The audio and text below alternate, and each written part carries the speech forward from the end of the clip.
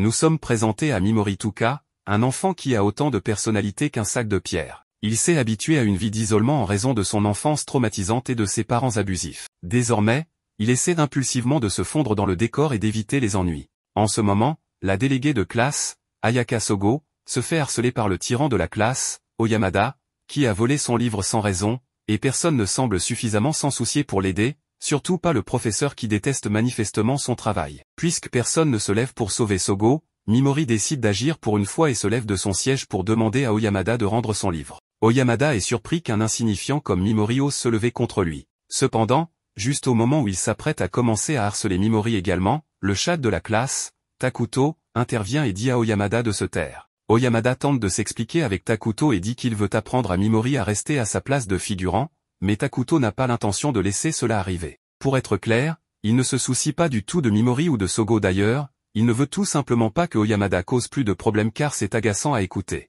Oyamada n'aime pas cela, mais comme Takuto est l'alpha, il n'a pas d'autre choix que de l'écouter et de se calmer. Oyamada rend le livre de Sogo et se rassoit, mais comme il a besoin de se divertir, il commence tranquillement à harceler l'enfant en face de lui, Yasu. Le professeur finit par intervenir et dit à Oyamada d'arrêter de jouer avec Yasu. Il ne s'en soucie pas vraiment, mais si Oyamada harcèle Yasu au point qu'il finisse par sauter d'un pont, il ne touchera pas sa prime annuelle. Mais si Yasu veut sauter d'un pont après sa prime, alors le professeur n'a aucun problème avec ça tant qu'il fait un salto. Les choses se calment dans le bus après cela, mais ensuite tous les élèves sont soudainement transportés dans une pièce où ils sont accueillis par la déesse Vicious. Elle explique que son royaume, à Lyon, convoque des guerriers courageux pour les faire combattre le démon empereur maléfique chaque fois qu'il apparaît. La dernière fois que le démon empereur est apparu, c'était il y a 200 ans et il a heureusement été vaincu grâce aux efforts vaillants des héros précédents. Cependant, le grand empereur a été ressuscité une fois de plus, alors Alion a convoqué les élèves pour être les prochains héros du royaume d'Alion. Les élèves sont encore très confus par tout ce qui s'est passé jusqu'à présent, ils pensent donc que toute cette histoire est soit une farce, soit qu'ils sont tous morts dans un accident de bus. Le professeur attire l'attention de tout le monde et leur dit qu'il ne sait pas non plus ce qui se passe, mais qu'ils devraient tous écouter Vicious pour l'instant. Vicious le remercie en pensant qu'il comprend ce qu'elle dit, mais en réalité, il est simplement aveuglé par son attrait physique. Mimori prend un moment pour évaluer la situation. Ce bâtiment ne ressemble à rien de ce qu'il a déjà vu auparavant. Il y a une déesse devant lui et il ne se sent pas comme s'il était dans un rêve, il n'y a donc qu'une seule conclusion à tirer, ils ont vraiment été convoqués dans un autre monde. Takuto clarifie que la déesse veut qu'il vainque ce soi-disant démon empereur, mais il veut savoir ce qui se passe s'il refuse de coopérer. La déesse leur dit qu'elle n'a malheureusement pas le pouvoir de les renvoyer chez eux s'ils ne veulent pas devenir les héros d'Alion, mais il existe un moyen pour eux de retourner sur Terre. Cela implique un rituel de contre-invocation qui nécessite un élément maléfique, et le seul moyen d'acquérir cet élément maléfique est de l'obtenir du cœur du démon empereur ou d'absorber l'élément lorsqu'il est libéré à la mort du démon empereur. Oyamada ne voit toujours pas de raison pour laquelle aucun d'entre eux ne devrait risquer sa vie pour combattre ce démon empereur alors que Vicious les a essentiellement kidnappés. Alors, Vicious fait la seule chose qu'elle peut et supplie les élèves de reconsidérer la possibilité de devenir les sauveurs de ce monde. Ayaka, la déléguée de la classe, prend la parole pour se présenter et expliquer que même si Vicious les appelle des sauveurs, ils ne sont que des lycéens et ne seraient pas d'une grande utilité s'ils étaient envoyés à la guerre. Vicious lui répond qu'elle n'a pas à s'inquiéter car ils ont été dotés de pouvoirs que personne d'autre dans ce monde ne possède. Tous trouvent cela difficile à croire, alors Vicious décide de leur faire une petite démonstration pour prouver que les capacités spéciales existent vraiment.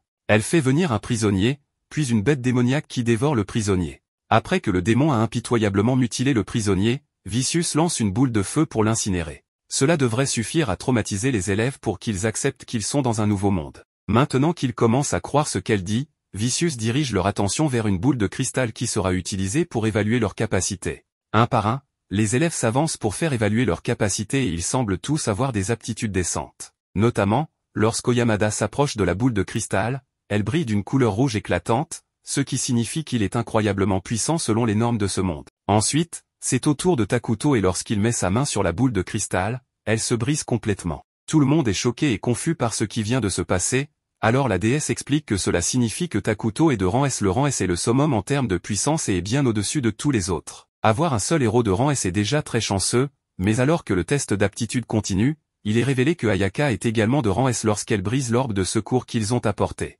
Et ce n'est pas tout, car il y a un troisième héros de rang S qui brise le deuxième orbe de secours en stock. Vicious est incrédule devant la tournure des événements et demande qui sera la prochaine personne à être examinée. Il s'agit de Mimori. Il pose sa main sur la boule de cristal et elle commence à briller en violet, mais la lumière émanant de l'orbe est beaucoup plus faible que pour les autres. Il demande alors à Vicious quel est son rang, mais elle l'ignore complètement et appelle la personne suivante. Mimori est habitué à être ignoré, alors il passe à autre chose, mais il remarque que la dernière personne à être examinée est Yasuo et que l'orbe montre une masse sombre en son centre, ce qui signifie qu'il est le héros sombre du groupe. Selon les archives, le héros sombre est souvent beaucoup plus puissant que tous les autres héros du groupe. Essentiellement, tout le monde doit faire attention car le gamin tranquille vient d'obtenir son arme. Après cela, la déesse donne à chacun des instructions sur la manière de vérifier leur statut. Quand Mimori regarde ses statistiques, il réalise qu'elles sont assez médiocres. La déesse a créé cette fenêtre pour que les héros puissent obtenir des informations précises sur leurs capacités à tout moment. Mimori regarde d'un peu plus près et remarque quelque chose appelé une compétence inhérente. Les compétences inhérentes sont des compétences uniques à chaque héros donné et peuvent généralement être utilisées immédiatement, mais certaines peuvent nécessiter d'être éveillées à un niveau supérieur. C'en est assez des explications pour le moment, Vicious annonce à tout le monde qu'ils vont maintenant réaliser un rituel très nécessaire pour leur succès. Elle appelle Mimori à l'avant et explique qu'il est de rang E, et selon les archives, les héros de rang le plus bas n'ont toujours fait que ralentir les plus puissants. Par conséquent, elle prend la décision exécutive de l'éliminer. Cependant, tuer un héros simplement parce qu'il est faible serait trop moralement ambigu pour elle, alors elle décide de donner à Mimori une chance de regagner sa vie. Au lieu de le tuer immédiatement, elle décide de l'envoyer dans des ruines et si Mimori parvient à survivre, il pourra vivre comme bon lui semble dans ce monde. Mimori demande si ces ruines sont dangereuses, et Vicious lui répond que bien sûr, elles le sont. Ce ne serait pas vraiment un lieu d'exécution s'il était sûr. Mimori essaie de se sortir de cette situation en disant qu'il possède une compétence inhérente de dotation de statut anormal, ce qui doit être utile pour l'équipe d'une manière ou d'une autre. Mais à son grand désarroi, la déesse lui dit que les sorts et compétences de statut anormal dans ce monde sont totalement inutiles, car ils ne fonctionnent presque jamais comme prévu et même lorsqu'ils fonctionnent, ils ne sont pas très utiles. Mimori tente d'en appeler à la morale de la déesse, disant qu'elle ne peut pas simplement se débarrasser de lui alors qu'elle est celle qui l'a convoqué ici sans son consentement, mais son nom est littéralement Vicious, donc il est clair qu'elle ne se soucie pas de cela. Alors que Mimori essaie de se résigner à son sort, Yasuo lui touche l'épaule, et Mimori pense que Yasuo va le défendre comme il le faisait lorsqu'il était harcelé sur Terre. Cependant, maintenant qu'il a du pouvoir, Yasuo est devenu aussi méchant que les autres et se moque de Mimori pour sa faiblesse, le condamnant à son terrible destin. À ce stade, Mimori réalise que personne ne se soucie de son sort ici, et tous les autres élèves veulent juste qu'il disparaisse.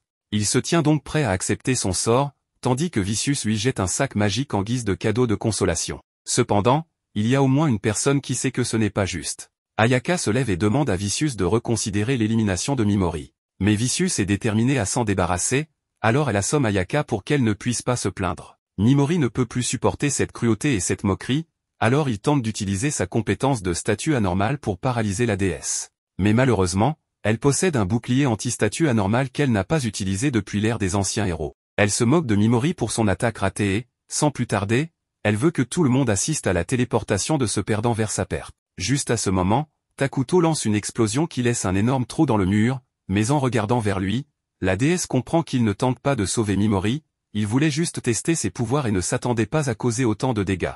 Certains des camarades de classe de Mimori prennent plaisir à le voir se faire éliminer, tandis que d'autres restent indifférents, et la seule personne qui le soutenait a été assommée. Alors qu'il est sur le point d'être téléporté, Mimori abandonne son acte de personnage de fond et fait un doigt d'honneur à Vicious, jurant de lui faire regretter cela un jour. Mimori se réveille dans les ruines abandonnées et essaie d'ouvrir son écran de statut, mais son système lui indique qu'il ne peut pas le faire à cause du faible niveau de lumière dans la zone. C'est alors qu'il se souvient du sac qu'il a reçu. Après y avoir versé un peu de mana, il génère suffisamment de lumière pour qu'il puisse voir à nouveau. Cependant, alors qu'il se promène, il tombe sur un squelette humain sur le sol et se met sur ses gardes, réalisant que ce qui a tué le squelette pourrait encore être dans les ruines. Mimori trébuche sur des rochers, ce qui lui permet d'éviter de justesse une attaque sournoise d'un monstre terrifiant. Il n'a pas le temps de réfléchir ou de s'inquiéter de l'endroit où il court car s'il s'arrête ne serait-ce qu'un instant, il sera tué. Tandis qu'il continue de courir, Mimori trébuche à nouveau sur un rocher et, alors que le monstre se rapproche de lui, l'émotion qu'il ressent n'est pas de la peur, mais de la frustration. Frustration de voir qu'il a été abandonné par tous ces idiots et qu'il est condamné à mourir à cause de cela. Il n'a aucune arme pour se défendre et aucune compétence utile à utiliser puisque ses effets de statut anormal sont apparemment peu susceptibles de fonctionner. Cependant, cela ne signifie pas qu'il ne va pas essayer d'utiliser tout ce qu'il peut pour survivre. Mimori lance un sort de paralysie sur le monstre et, à son grand étonnement, cela fonctionne réellement. Il ne veut pas rester sur place pour comprendre pourquoi, alors il s'enfuit à nouveau. En courant, il pense que la paralysie devait être un coup de chance unique, car Vicious avait dit que les effets de statut anormal avaient un faible taux de réussite. Mais dans sa hâte de s'échapper, Mimori se retrouve face à un autre monstre, une créature ressemblant à un croisement entre un poulet et un cafard. Quoi que ce soit, ça va le tuer s'il ne fait pas rapidement quelque chose. Mimori lève la main et lance à nouveau un sort de paralysie, s'attendant à ce qu'il échoue, mais miraculeusement, cela fonctionne encore. Une fois pourrait être un coup de chance, mais 2 fois de suite signifie que son taux de réussite des effets de statut est bien plus élevé que ce que la déesse avait prétendu. Il est possible que les effets de statut de Mimori soient différents des sorts faibles de ce monde. Mais même s'il peut se défendre avec ses sorts, cela ne lui servira à rien s'il se retrouve à court de mana pour les utiliser. Il ne lui reste qu'un point de mana, alors il l'utilise pour lancer un sort de poison sur le monstre. Dès qu'il le fait, le monstre commence à mourir lentement. En plus d'avoir un taux de réussite élevé, les sorts de Mimori ont aussi une très longue durée, ce qui lui permet de s'asseoir et d'attendre que le monstre meure. Il n'a plus aucun point de mana, et il ne sait pas ce qui se passera s'il essaie d'utiliser ses effets de statut à nouveau. Cependant, il n'a pas beaucoup de temps pour se reposer, car le premier monstre l'a rattrapé. L'effet de paralysie qu'il avait lancé plus tôt a dû s'estomper, mais même s'il n'a plus de mana, désespoir de personne ne viendra le sauver. Mimori essaie de périr face au Minotaure, donc à se battre selon le système, il n'est pas possible d'appliquer la même capacité à une cible de manière répétée. Alors, le garçon décide d'utiliser un sort de sommeil, endormant le monstre, puis il empoisonne la cible, imaginant qu'il y a d'autres limitations en plus de ne pas pouvoir répéter la compétence. De plus, son mana est presque épuisé. Comme si cela ne suffisait pas, une légion d'oiseaux féroces s'approche du héros abandonné. N'ayant pas d'autre choix, il utilise son mana hors statut pour paralyser chacun des ennemis, provoquant un engourdissement dans son corps alors que ses réserves de pouvoir se vident entièrement. Derrière les oiseaux, le Minotaure se prépare à attaquer l'humain qui continue sa stratégie de paralysie des cibles. Malgré tout, son corps atteint progressivement ses limites, sa jambe tremble, rendant la station debout difficile. En dernier recours, Mimori se tient debout avec difficulté jusqu'à ce que le système annonce qu'il a monté de niveau, ce qui régénère complètement son mana et augmente son statut. Avec cela, il suppose que tuer cet oiseau est suffisant pour évoluer. Maintenant qu'il peut à nouveau combattre, c'est sa chance de continuer sa stratégie du mieux qu'il peut. En continuant d'utiliser la paralysie, il voit le niveau de cette capacité augmenter au point de pouvoir toucher plusieurs cibles à la fois. Se sentant plus confiant, il paralyse tous les ennemis et réfléchit que la déesse pourrait être la seule à ne pas être affectée par ce pouvoir car jusqu'à présent, il a réussi à se défendre. Cependant, il remarque qu'il y a une limite de distance pour infliger des conditions de statut, constatant que les ennemis éloignés ne peuvent pas être atteints. Il marche alors parmi les créatures paralysées et empoisonnées, une par une. À ce moment-là, il voit ses adversaires seulement comme des points d'expérience ambulants. Son pouvoir s'est développé au point où il agit confortablement face au danger. Ses statistiques sont multipliées grâce à son niveau et la quantité massive de mana qu'il a atteinte donne l'impression qu'il est possible de s'en sortir vivant. À mesure que les monstres empoisonnés meurent, Mimori monte constamment de niveau, atteignant presque le niveau 400 avec un océan de mana coulant dans ses veines. En montant de niveau, le garçon endort les adversaires avec son sort de sommeil, atteignant le niveau 500 au fil du temps. À ce moment-là, les monstres qui attaquent se retournent et prennent la fuite. Après avoir éliminé la menace, il parcourt les ruines à la recherche d'équipements utilisables. Rien de très utile ne se trouve parmi ce tas de cadavres, mais il n'y a pas de temps pour se lamenter. Il doit trouver de la nourriture et de l'eau pour survivre parmi les colonnes infinies de cet abîme sombre. Mimori supplie pour de la nourriture à quiconque pourrait être là, même s'il n'y a personne pour l'aider. Il a tellement faim qu'il commence à voir les minotaures comme des bœufs prêts à être consommés une fois le poison disparu. Mimori essaie de couper la peau de l'animal, mais sa carcasse est extrêmement dure. Face à cela, il arrache l'œil de la créature mais en voyant l'acide jaillir, il abandonne l'idée de manger ce monstre.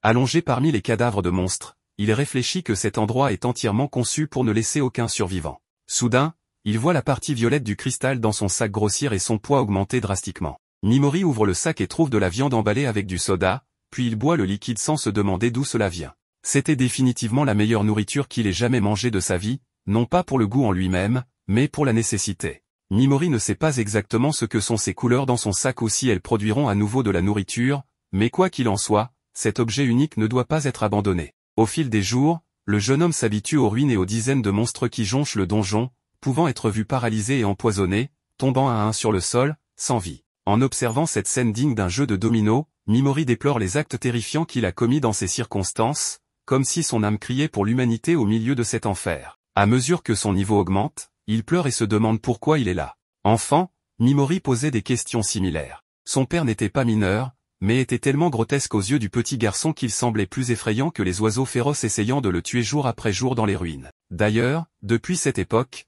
il savait qu'il devait tuer son père, à moins de vouloir être tué lui-même, jusqu'au jour où ses oncles ont tendu la main au petit garçon, lui offrant la chaleur d'une famille. Ils ont appris à Mimori à être gentil, à avoir de l'empathie pour la douleur des autres, et cette éducation a fait penser au garçon qu'il avait appris à être comme eux. Cependant, en regardant la dévastation autour de lui, il ne ressent rien, pas même en prenant les vies qu'il a prises. L'absence de peur de tuer le fait craindre pour lui-même, pensant qu'il n'y a rien à faire, pas dans les ruines. Comme son frère le disait souvent, il faut accepter qui on est. Avec cela en tête, le héros exilé marche maintenant sans la moindre hésitation. Au fil des jours, au milieu de son long voyage, le jeune homme trouve une grotte avec une atmosphère unique, où une porte est ornée d'un talisman avec un cristal bleu. La couleur lui rappelle le mana, ce qui le pousse à imbuire la pierre de ce type d'énergie et entrer dans une pièce où un couple est mort depuis longtemps, sans signe de lutte, acceptant simplement leur mort en se tenant la main. Mimori rend hommage aux défunts et ouvre un sac à côté d'eux, découvrant une grande quantité de pierres précieuses. En parcourant ce territoire, Mimori atteint le 25e hall, nécessitant une énorme quantité de mana pour s'ouvrir. À l'intérieur, un autre héros abandonné a été réduit à des os par le temps de la décomposition, et une déchirure dans la tunique du défunt fait imaginer au garçon qu'il s'agit de la blessure fatale qui a conduit à sa mort. Parmi les effets personnels du défunt, une lettre est rédigée dans la langue de ce monde, mais à la surprise de Mimori, il peut la lire. Selon les écrits, cet homme était Anglin, connu comme le Grand Sage, mais mieux connu sous son ancien surnom de Héros des Ténèbres. À ce moment-là, Mimori se rappelle quand la déesse a dit que Yasuo avait éveillé un pouvoir égal à celui du Héros des Ténèbres, le plus puissant de tous. Selon Anglin, il a été envoyé de force dans ces ruines par la déesse Vicious parce qu'il n'était plus nécessaire. Dans cette lettre, Anglin demande à la personne qui trouve son corps de prendre quelque chose qu'il a désespérément apporté là-bas. Dans les mots du sage, l'armée démoniaque est méchante, mais sa méchanceté n'est rien comparée à celle de la déesse Vicious.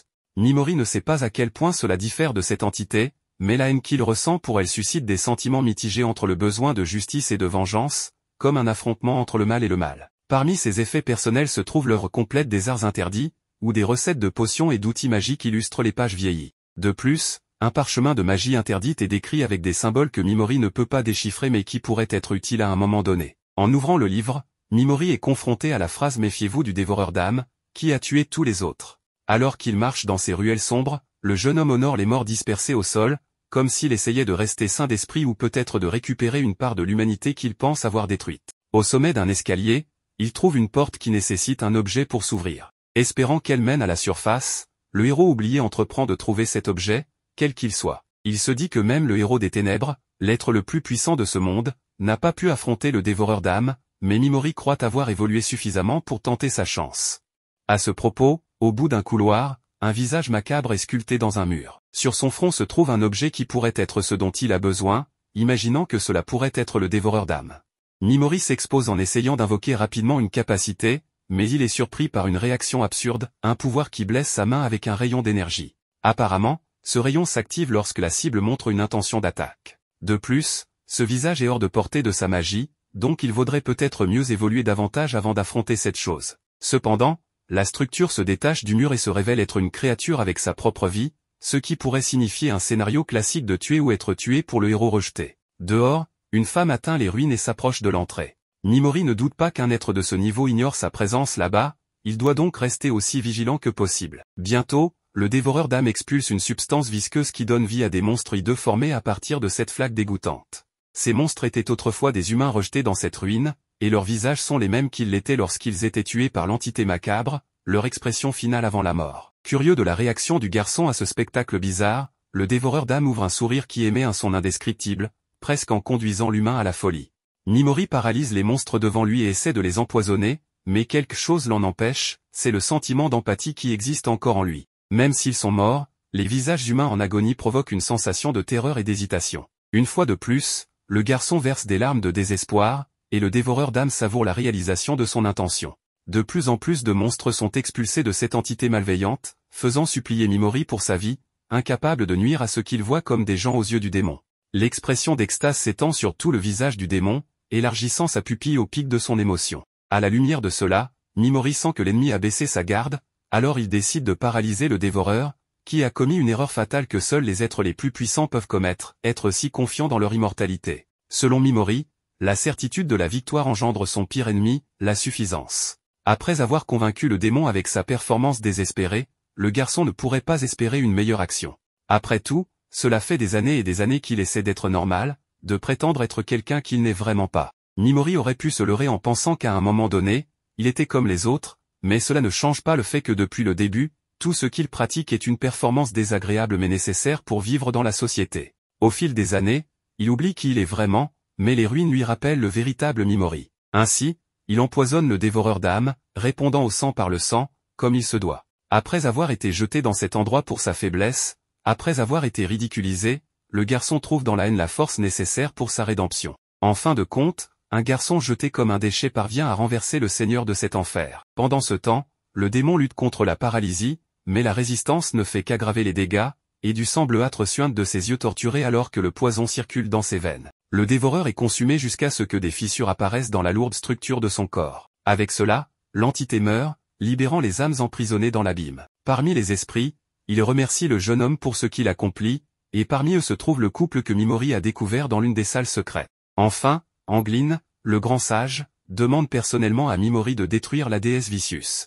Après cette brève rencontre, Mimori récupère l'œil du dévoreur et le place dans la porte qui mène à l'extérieur des ruines. Avant de partir pour toujours, il fait ses adieux à l'endroit qui a éveillé son véritable moi. Aux abords de ce monde, nous voyons un dangereux loup poursuivi par le téméraire Oyamada, qui faillit attraper la bête, mais elle ne se rend pas si facilement. Pendant ce temps, un autre de ses compagnons, Takuto, n'a aucune difficulté à vaincre les bêtes grâce à son pouvoir supérieur. En lançant simplement une attaque, il atteint déjà le niveau 18. De son côté, le nouveau chevalier noir, Yasu, parvient également à vaincre ses ennemis, frôlant presque la folie avec ses nouveaux pouvoirs poussés à l'extrême. D'autre part, loin de là, Kobato ne semble pas à l'aise avec l'idée de mettre fin à la vie d'autres êtres. Ikusaga apparaît pour lui demander d'être plus impitoyable si elle ne veut pas mourir dans le processus, et lui demande de ne plus l'appeler par son nom de famille, préférant son prénom, Asahi. Mais elle ne vient pas seulement pour cela, elle veut également informer sa compagne que bientôt tout le groupe se séparera et que, compte tenu des rangs déjà connus, il est tout à fait logique qu'il le fasse,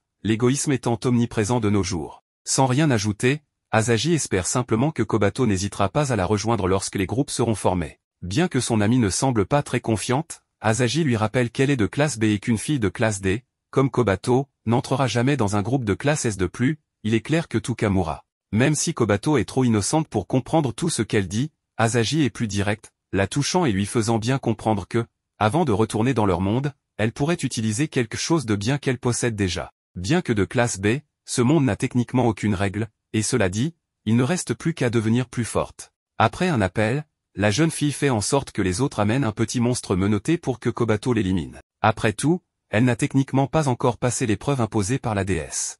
Voyant que Kobato refuse de le faire, son ami lui rappelle ce qui est arrivé à Tuka. Si elle dit à la déesse qu'elle n'a pas passé l'épreuve, elle sera probablement condamnée à une mort certaine. Avec toute la douleur du monde, Kobato achève le monstre, ce qui lui permet d'entrer directement dans le groupe d'Asahi. Cependant, c'est vraiment douloureux pour la gentille fille qui n'a jamais voulu vivre dans ce monde, se rappelant seulement de son ancien chat qui a été renversé au milieu de la rue. Néanmoins, un duc bienveillant apparaît pour s'occuper de lui, ce qui apporte plus de larmes à la jeune fille déjà triste.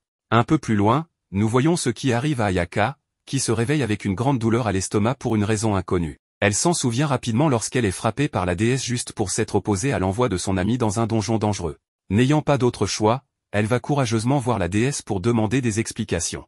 La déesse, avec des larmes totalement fausses, commence à s'excuser, assurant qu'elle ne ferait jamais cela si le rituel n'était pas si sacré qu'il faut respecter toutes ses anciennes règles, et sinon, son royaume ne survivra jamais. En se rappelant qu'elle a été endormie pendant plusieurs jours, cela pose un nouveau problème, car tous ses compagnons ont beaucoup monté de niveau pendant son sommeil. Certains ne sont même plus capables de blesser un monstre, donc il faut se débarrasser d'eux immédiatement.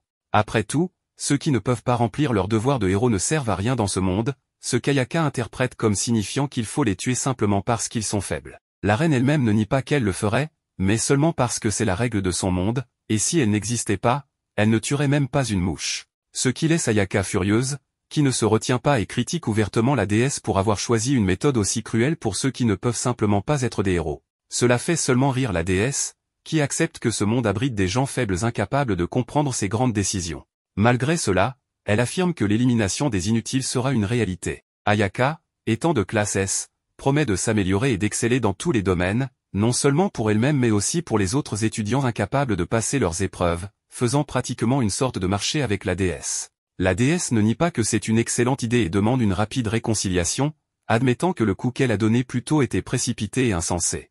Toutefois, Elle rappelle que c'était nécessaire après le tapage causé. Avec une poignée de main ferme, tout est pardonné, mais en quittant la pièce, Ayaka ne peut que constater que la déesse de ce monde a les mains les plus froides qu'elle ait jamais touchées. Un peu plus loin, une personne mystérieuse court à travers la forêt, poursuivie par un groupe étrange qui veut l'attraper. Un homme à l'air mauvais nommé Bledin semble avoir trouvé une trace de la personne, tandis qu'un autre, Ashura, commence à crier à la surprise, ou plutôt à la princesse chevalière, de sortir de sa cachette, promettant de ne lui faire aucun mal. Cependant, Sandé, un autre membre du groupe, ruine la ruse d'Ashura en demandant à ce qu'il tue la fille, tandis que Zarash, un autre membre de la troupe, appelle à plus de concentration. Après tout, ils sont les gardiens sacrés et personne ne s'est jamais échappé d'eux. De retour à Touka, qui voit la lumière du soleil pour la première fois depuis longtemps, il ouvre rapidement son système et remarque qu'il est maintenant au niveau 1789 avec plus de 59 000 points de mana. Il s'intéresse uniquement à voir s'il peut annuler son sort de paralysie à volonté et si son sort de poison peut être arrêté avant de tuer un ennemi. Cela doit être testé sur un ennemi de la forêt. Il lui faut peut-être aussi une épée puissante, c'est pourquoi il sait qu'il la trouvera en affrontant un ennemi en combat rapproché. Entendant un bruit étrange, Touka va voir ce qui se passe et découvre des slims sauvages en train de maltraiter un slim plus petit. Rappelant que c'est ainsi que va la vie, il se dit qu'il n'y a rien à faire contre la nature. Cependant, en voyant le petit slim se défendre malgré sa situation, Touka en est heureux. Il utilise alors la paralysie sur tous les slims et un sort de poison pour vérifier s'il existe un menu caché. Apparemment, il en existe bien un, ce qui lui permet de libérer immédiatement tous les slims tyranniques, qui partent rapidement en voyant la puissance de Touka. Avant de libérer le petit slim, il lui demande de ne pas fuir, le félicitant pour s'être défendu tout seul. Alors que Touka se sépare de lui, le petit slim décide de le suivre sans raison apparente, ce qui surprend Touka. Il se dit que le slim doit sûrement être un paria, comme lui. Nous retrouvons la princesse, épuisée, pensant qu'elle a enfin gagné suffisamment de temps pour élaborer un plan de sauvetage. Pendant ce temps, le petit slim reste avec Touka et assure la surveillance depuis sa capuche, ce qui est un autre avantage pour le jeune homme. En lisant un livre de techniques interdites, il trouve un bon sort, une sorte de renforcement pour les monstres, qui, en théorie, devrait être utile à son nouvel ami. Mais avant toute chose, il faut clarifier la situation. Touka révèle au petit slim que le suivre signifie affronter de nombreux ennemis, car son voyage est une quête de vengeance. Avec cette mise en garde, le slim comprend et accepte de suivre le jeune homme, qui lui donne le nom de Pijimaru pour cesser de l'appeler simplement Slim. Ce nom enchante le petit, mais le regard de Touka est fixé sur le château de la princesse qui a tenté de le tuer. Pendant ce temps, la princesse réalise qu'elle n'a pas gagné autant de temps qu'elle le pensait, car les sbires à ses trousses sont proches. Sans autre choix, elle sort son épée pour combattre et invoque la grâce de tous les esprits possibles. Pourtant, les sbires qui la suivent trouvent Touka, qui semble très effrayé en rencontrant des inconnus comme Zarash, qui lui demande tout ce qu'il a de valeur pour éviter une mort certaine, tandis que Bledin veut simplement le tuer pour étancher sa soif de vengeance. Cela déclenche une bagarre entre les sbires pour savoir qui tuera Touka en premier, ce qui l'énerve, mais il se contient. Lorsqu'il commence à parler d'une femme et de ce qu'il lui ferait, Touka implore pour sa vie comme un lâche, et profite de ce moment pour utiliser la paralysie juste avant de recevoir un coup. Cela montre que son pouvoir fonctionne également sur les humains, peut-être avec la déesse comme seule exception. Se rappelant sa première confrontation dans ce monde, lorsqu'il a ressenti tant de peur dans le donjon, Touka confirme qu'il n'est plus la même personne faible du passé. Il choisit de finir rapidement ses ennemis sans remords, en utilisant son poison. Après cela, il sent une autre présence proche. Pendant ce temps, la princesse, ne sentant plus ses ennemis, se demande pourquoi. Elle remarque une présence étrange et coupe un buisson où se trouve Pijimaru. Touka immobilise la jeune femme et remarque une forte soif de sang en elle, ce qui éveille sa curiosité. Il veut parler avec elle pour obtenir des informations, étant nouveau dans ce monde. Cependant, avant cela, la princesse demande des informations sur les 4 personnes proches d'elle, parlant lentement à cause de la paralysie. Touka utilise son système pour accélérer sa parole et s'excuse, disant qu'il ne fait confiance à personne. La princesse redemande alors des informations sur le groupe de 4, ce à quoi Touka répond qu'il les a tués. La jeune femme est surprise car il s'agit des gardiens sacrés. Reconnaissante pour son honnêteté, elle promet de répondre à ses questions en guise de remerciement. Après un moment de discussion, Touka découvre qu'il n'est plus à Alion, mais dans le royaume de Ulza. La princesse l'a donc envoyé très loin. Pour sa dernière question, Touka veut des informations sur son parchemin mystérieux. Malheureusement, la jeune femme ne peut pas le lire, mais elle connaît quelqu'un qui pourrait, la sorcière du royaume, située dans la terre des monstres aux yeux dorés. Touka se prépare à partir, assurant à la princesse que le sort de paralysie se dissipera dans quelques minutes, la rendant libre. La princesse lui souhaite un bon voyage, ce qui lui rappelle sa tante, toujours si gentille. En s'éloignant, Pijimaru demande pourquoi ils n'ont pas tué la jeune femme. Touka répond qu'il ne tue jamais sans raison, mais il admet qu'il devrait marcher plus vite, car rien ne garantit qu'elle ne reviendra pas pour sa tête une fois libérée. La nouvelle mission de Pijimaru est donc de surveiller leurs arrières, ce qu'il accepte avec enthousiasme comme un soldat. Et rapidement, nous voyons comment Touka est arrivé dans une ville où il était totalement inconnu. En se cachant, il a informé la garde de sécurité qu'il venait simplement explorer un peu la ville de Mills. Sans trop de problèmes, ils l'ont laissé passer, même s'il était un étranger, car ils avaient besoin d'explorateurs pour les ruines de la ville. Une fois à l'intérieur, sans avoir tout vérifié, tout semblait bien se passer pour le jeune homme qui s'est dirigé directement vers une auberge pour une chambre personnelle particulière, coûtant 2000 makas par nuit. L'aubergiste, sceptique, a cru que Touka ne pourrait pas payer, mais en voyant l'argent, il a rapidement commencé à le traiter comme un roi. Cependant, lorsqu'il lui a demandé son nom, notre protagoniste savait qu'il devait se protéger et a rapidement inventé le nom de Hatiskol pour passer totalement inaperçu dans la ville. En arrivant dans sa chambre, il a finalement pu étendre tous ses vêtements, et il ne restait plus qu'à explorer un peu la ville de Miss pour profiter de la belle nuit. Plus Touka explorait, plus il remarquait que les villes ressemblaient à celles des jeux vidéo, et le guilde des aventuriers devrait être proche. Cependant, ayant un peu faim, il devait d'abord manger quelque chose, une délicieuse soupe d'un autre monde, entourée de gens joyeux, ce qui lui a confirmé qu'il avait bien fait de venir dans une ville si paisible. En écoutant l'un des ivrognes de la taverne, il a entendu dire que tous les pays du continent avaient des armées puissantes, ce qui rendrait difficile de savoir laquelle était la meilleure. Des noms comme celui de l'empereur à la beauté folle ont été mentionnés, révélant qu'ils avaient un record invaincu de combats gagnés. Mais à la fin de la discussion, les ivrognes ont convenu que les chevaliers du Dragon Noir étaient les meilleurs de tous. Cette armée avait réussi à anéantir tout un empire grâce à ses 5 leaders qui, comme leur nom l'indique, utilisaient des dragons pour combattre. Cela a donné à notre protagoniste suffisamment d'informations pour savoir quel genre de lieu il avait découvert. En rentrant chez lui, il n'avait pas oublié son ami, et ils ont donc dîné ensemble. Pendant que ce dernier mangeait, Touka a commencé à dresser une liste de choses à faire, décidant d'abord de chercher quelqu'un qui pourrait vraiment lire le parchemin interdit du héros qu'il avait trouvé dans cette grotte. Selon les informations de la jeune fille qu'il avait rencontrée récemment, il savait qu'il devait trouver la sorcière des tabous dans la terre des monstres dorés. De plus, le potentiateur de monstres devrait être à proximité, et cela améliorerait Pijimaru. En repensant à la discussion des ivrognes, il a entendu dire que la ville était très animée grâce au marquis des ruines, qui avait découvert un nouveau donjon contenant des milliers de nouveaux objets à obtenir. Le livre des recettes magiques mentionnait que pour créer un potentiomètre à partir de rien, il fallait un os de roi squelette, qui se trouvait commodément dans les donjons de Mills, la ville où il se trouvait actuellement. Ce ne serait donc pas une mauvaise idée d'aller enquêter. Le lendemain matin, à la première heure, nous voyons le marquis de la ville, nommé Cred, qui était le grand sage que tout le monde connaissait, et qui remerciait simplement tous les aventuriers prêts à risquer leur vie pour explorer la nouvelle ruine récemment découverte. Il leur montrait aussi un calice en œil de dragon, qu'il souhaitait ardemment, offrant une récompense de 300 pièces d'or pour sa découverte. D'autres trésors tout aussi légendaires seraient également récompensés, et les aventuriers auraient la liberté de garder tout objet de monstre qu'ils désiraient. Touka s'est promis de faire de son mieux, car la poussière du roi squelette pourrait être obtenue sans aucun problème, ce qui nous conduit directement à l'inscription, nécessitant de faire une longue file d'attente. Dans la même file d'attente, Touka a remarqué un individu étrange avec une coupe de champignons qui embêtait une jeune fille à proximité. Selon cet étrange personnage, la jeune fille avait la même voix qu'une capitaine d'une certaine nation qui avait récemment mis une récompense pour elle. La coupe de champignons était donc certain qu'il s'agissait bien d'elle, car il l'avait rencontrée par le passé, mais elle l'avait rejetée grossièrement. Il prétendait qu'elle avait la même voix et le même cœur généreux que la dernière fois. La jeune fille lui a simplement demandé de partir, ce que l'étrange individu, Monk, a accepté à condition qu'elle enlève sa capuche pour qu'il puisse la voir. Sans demander la permission, Monk a découvert le visage de la jeune fille, mais il s'est retrouvé face à quelqu'un de très différent de ce qu'il croyait. La jeune fille, affirmant qu'il s'était trompé, s'est présentée comme Mist Barka. Touka la reconnaissait de leur ancienne rencontre dans la forêt. Après s'être inscrit, Touka a voulu se promener en ville pour chercher quelques objets manquants pour son petit ami. Il a de nouveau rencontré la jeune fille de la forêt, qui lui a demandé un moment pour discuter. Elle voulait simplement savoir s'il était en ville pour le donjon, et le jeune homme acquiesce. Le jeune homme a cependant suggéré à Mist qu'elle ne devrait pas se faire autant d'ennemis parmi les inconnus, car cela pourrait lui causer des problèmes. La jeune fille a rétorqué qu'elle savait se protéger. Voulant profiter de la connaissance de Mist, Touka lui a demandé un grand service, l'aider à acheter de l'équipement pour explorer les ruines, car en étant nouveau en ville, il risquait de se faire arnaquer. En échange, il lui a proposé une somme d'argent.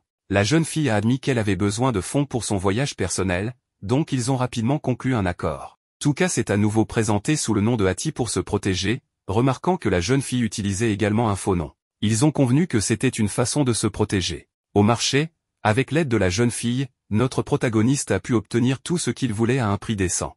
Il a tenu sa part du marché en la payant pour ses conseils avec 3 pièces d'argent, ce qui semblait beaucoup pour Myst. Mais Touka savait que ces mêmes pièces, ou même plus, auraient pu être perdues avec n'importe quel escroc. Bien que la jeune fille soit heureuse, elle était également extrêmement faible et s'est évanouie devant le jeune homme, car elle n'avait pas dormi depuis plusieurs jours. Ne voulant pas causer plus de problèmes, elle s'est enfuie, laissant Touka libre d'aller directement au nouveau donjon. À son arrivée, il a rencontré un groupe d'aventuriers fuyant une bête mineure. Cette bête ne posait pas de problème pour Touka, qu'il a rapidement neutralisé, se rappelant les minotaures géants qu'il avait affrontés à son arrivée. En poignardant la peau de la bête, il a constaté qu'elle était extrêmement molle, contrairement aux bêtes qu'il avait affrontées dans les ruines des déchets, qui avaient une peau d'acier. Les aventuriers craintifs sont revenus avec un autre aventurier costaud, mais ils ont trouvé la bête déjà morte. Alors qu'ils étaient surpris, notre protagoniste pensait simplement que les bêtes étaient vraiment faibles malgré le fait qu'il s'agissait du dernier donjon découvert en ville. En ouvrant son menu de système, il a remarqué qu'elle donnait également très peu d'expérience. Et quelques heures plus tard, Touka entend Monk parler avec d'autres aventuriers. Plus précisément, il négocie avec eux pour qu'ils trouvent Myst, car il veut se venger d'avoir été ridiculisé récemment. Les autres aventuriers pervers acceptent sans hésiter, car ils veulent eux aussi s'amuser un peu avec la voluptueuse jeune femme avant de la tuer. Cela déplaît profondément à Touka qui, courageusement, s'approche des dépravés et les traite de ratés. Évidemment, cela les met en colère et ils veulent immédiatement l'éliminer. Touka demande alors un peu de pitié, prétendant qu'il ne veut pas être si arrogant. Monk éclate de rire en disant qu'il est trop tard, exposant ainsi Touka à une paralysie. Touka commence immédiatement à interroger Monk sur la personne qu'il veut blesser, car cette attitude lui rappelle ceux qui l'ont blessé par le passé. Cela déclenche la libération de son venin, qui s'attaque à ses ennemis. Après tout, éliminer des ordures comme eux est la nouvelle distraction de Touka, qui écoute Monk promettre que dès qu'il pourra bouger, il fera souffrir le jeune homme. Cependant, Touka rit intérieurement, sachant que ceux qui vont mourir ne pourront même pas le toucher. Son venin, ou les monstres qui apparaissent ensuite, feront le travail. Avec un problème en moins, Touka continue à descendre dans le donjon, réalisant qu'il ne reste plus qu'un étage avant d'atteindre sa destination. Mais avant cela, il doit se reposer. Et quand je dis un moment, c'est littéralement juste 3 heures, sans problème grâce à la garde de Pijimaru. De retour en action, il rencontre les tigres à dents de sabre, un groupe qui l'informe que quelque chose d'étrange se passe dans ces ruines, car les monstres meurent sans raison apparente. Le sous-capitaine Foss explique qu'il n'y a aucun sens à ce que les bêtes n'aient aucune blessure, mais qu'elles semblent pourtant avoir été tuées. La capitaine Lily décide qu'il n'est pas sûr de rester longtemps avec cette nouvelle menace et quitte les lieux. Touka, quant à lui, sait qui est le mystérieux individu qui élimine les bêtes. Il continue à explorer les étages et finalement, il trouve une récompense, le calice de l'œil du dragon est devant lui. Mais il soupçonne qu'il y a un piège. Voyant un dragon étrange et gelé à proximité, il utilise une paralysie préventive et du venin pour prendre le calice. Bien que la bête ait été détruite, Myst apparaît derrière lui, regrettant d'être arrivé quelques minutes après Touka, car elle a perdu beaucoup d'argent en se reposant. Mais Touka, toujours humble, lui propose de lui donner le calice si elle en a vraiment besoin. Myst, incertaine, lui demande ce qu'il souhaite en échange, car 300 pièces d'or sont une somme énorme. Hati, l'aventurier, est généreux, surtout avec les jolies filles, selon Touka. Mais pour Myst, accepter autant d'aide est une atteinte à son honneur. En apprenant que Touka cherche un monstre de niveau supérieur, elle propose rapidement de devenir sa garde du corps en remerciement. Touka, voyant qu'elle semble sincèrement vouloir l'aider, accepte son offre. Mais il met une petite règle, tous deux doivent éviter de poser des questions qui pourraient révéler leurs véritables circonstances. Des conditions que Myst accepte courageusement, promettant de protéger le jeune homme même au prix de sa vie. Ainsi, elle commence son travail en éliminant seule une grande bête, ce qui impressionne Touka. Il ne peut s'empêcher de demander à propos des monstres dorés. Elle lui explique qu'il porte ce nom parce qu'il donne plus d'expérience, particulièrement aux héros venus d'un autre monde, qui, pour une raison quelconque, ne gagnent pas d'expérience en tuant des humains, les monstres étant leur meilleure option. Cela rappelle à Touka pourquoi les individus qu'il a tués ne lui ont rien rapporté en expérience. De plus, il apprend que ces monstres dorés ont absorbé une partie de l'énergie du roi démon, un mot qui fait penser au jeune homme à ses compagnons, qui doivent maintenant s'entraîner pour le vaincre. Sans plus tarder, il continue à explorer, mais comme il y a beaucoup de travail, il est temps de dormir. Pijimaru, leur fidèle gardien, assume cette tâche. C'est alors que Myst rencontre Pijimaru pour la première fois. Tandis qu'elle dort, il veille sur elle, mais sachant qu'elle refuserait probablement de se reposer, Touka utilise un sort de sommeil sur elle. Il remarque que petit à petit, le sort de la jeune femme se dissipe tout seul, révélant qu'elle a toujours été la chevalière Néa. Revenant à la forêt de leur précédente rencontre, un groupe d'explorateurs se demande qui a bien pu vaincre les 4 gardiens sacrés en si peu de temps. Le plus puissant humain du monde, Sivi Gartland, semble plus excité qu'inquiet de savoir qu'il existe quelqu'un d'aussi fort et proche de lui. En parlant d'elle, la paladine se réveille sans savoir comment elle s'est endormie. Pijimaru semble vouloir l'alerter de quelque chose, réveillant son maître avec du bruit. Ils continuent leur voyage jusqu'à ce qu'ils trouvent une pièce où Tuka croit que son supérieur est absent. Cependant, après avoir entendu un bruit d'effondrement, le duo s'éloigne rapidement du son. Un roi squelette est alors révélé, ayant creusé son chemin jusqu'à la surface. Les deux savent que c'est un ennemi redoutable et doublent leur vigilance. Mist connaît le monstre et sait que la partie argentée sous son menton doit être brisée. Néanmoins, la princesse souligne que même les tigres sabres ne pourraient pas affronter ce adversaire, donc la prudence est de mise. En analysant la créature, Tuka pense qu'elle voit Mist comme la véritable menace ici. Dans son premier mouvement, la princesse annonce son intention d'utiliser la magie pour améliorer ses capacités physiques et créer des armements exclusifs. Mais comme il s'agit d'une technique qu'elle souhaite garder secrète, elle demande à Tuka de la garder entre eux. De plus, elle s'excuse à l'avance si elle ne peut pas protéger Tuka de cet ennemi, car elle ne connaît pas sa véritable force, demandant donc au garçon de fuir si nécessaire. Après cela, le garçon paralyse et empoisonne le roi squelette avec aisance, laissant Mist stupéfaite. Après avoir vaincu le monstre, Tuka est ravi de trouver ce qu'il cherchait, la poudre d'os de ce monstre, permettant l'amélioration physique de Pijimaru. Mist demande si c'était l'objectif que le garçon recherchait, mais Tuka garde le secret et affirme qu'il répondra à toutes les questions qu'il peut à la surface. Ensuite, Pijimaru indique une direction, et Tuka y va pour trouver un objet étrange brillant intensément, comme un tissu magique ou quelque chose du genre. À l'intérieur du tissu, il y avait un œuf que le Slim voulait ramener chez lui, alors l'humain aide Pijimaru même sans savoir ce que c'est. Par ailleurs, dans le donjon, des mercenaires étaient poursuivis par des chevaliers squelettes, courant pour sauver leur vie. L'un des combattants tente de vaincre les monstres mais est repoussé sans difficulté. Sakura pleurait car elle avait perdu sa main au combat, tandis qu'un ami la sauve en espérant que la déesse guérira la grave blessure. En prenant la ligne de front, Ayaka ne se sent pas assez confiante pour avancer contre les ennemis, donc Oyamada prend l'avant-garde et délivre le coup de poing écarlate, détruisant le premier squelette. Juste derrière, Takuto utilise son célèbre explosion dragon pour éliminer le problème une fois pour toutes. Après cela, le garçon admet même qu'il a affronté des adversaires redoutables, mais qu'il est simplement plus fort et a prévalu. Avec cela, il atteint le niveau 24. À l'extérieur du donjon, Mist exhibe le calice de l'œil du dragon, laissant tout le monde autour d'elle en admiration. Isolé de la foule, Tuka conclut ses affaires dans les ruines de Mist lorsque Mist arrive en courant vers lui. Elle lui annonce qu'il y aura une réception demain où elle recevra sa récompense, et qu'elle passera la nuit en ville. Profitant de la liberté de la princesse, Tuka lui demande un entretien privé dans sa chambre à 20h. Surprise par la franchise du garçon dans la programmation de la réunion, elle accepte les termes. Avant de partir, Mist le remercie pour son aide dans la récupération du calice. Plus tard, avant l'arrivée de la princesse, Tuka prépare la solution tant attendue d'amélioration des monstres. Mist frappe à la porte à l'heure exacte convenue. À l'endroit au but, Tuka révèle qu'il aimerait engager la paladine comme garde du corps, bien qu'il comprenne qu'elle préfère peut-être utiliser l'argent du calice pour voyager ou faire d'autres choses. En mentionnant le calice de l'œil du dragon, Tuka souhaite rappeler à la fille qu'il l'a aidée tout au long du processus, comme un moyen de la pousser à accepter ce qu'il veut. D'une certaine manière, Tuka sait que c'est un jeu déloyal, mais honnêtement, cela lui importe peu. Son objectif est de trouver la sorcière des tabous dans le pays des monstres aux yeux d'or, et il se sentirait plus en sécurité avec une talentueuse épéiste à ses côtés pour cette mission. Quoi qu'il en soit, Mist révèle qu'il serait pratique pour elle de suivre ce chemin, car elle doit se rendre au duché de Yonato. Cependant, la femme montre encore des signes d'indécision. Tuka lui demande donc de prendre le temps de réfléchir à la proposition sans se précipiter. Il révèle ensuite qu'il sait que le vrai nom de Mist est en réalité Sora, profitant de l'occasion pour lui dire qu'il l'a fait s'endormir dans les ruines de Mist par un sortilège, pensant que l'elfe, inquiète de cacher sa véritable identité, n'avait pas dormi depuis longtemps. Il jugeait préférable de lui offrir ce repos même sans son consentement. À ce sujet, Mist révèle qu'elle utilise le pouvoir des esprits pour dissimuler son identité. En échange, cela exige qu'elle renonce à son désir de dormir. En d'autres termes, elle doit rester éveillée pour que l'effet perdure. De plus, les gardiens sacrés poursuivaient Mist parce qu'ils l'avaient prise au dépourvu et découvert qu'elle était la paladine recherchée. Maintenant qu'ils sont tous morts, elle remercie à nouveau l'humain, révélant ses oreilles pointues d'elfe. Voyant la femme renoncer à cacher son identité, Tuka suppose qu'elle lui fait confiance, ce qu'elle confirme. Ainsi, l'homme rend l'appareil en révélant son vrai nom mais demande à l'elfe de ne partager cette information avec personne. En retour, il ne dira à personne que Mist est en réalité la princesse de la nuit.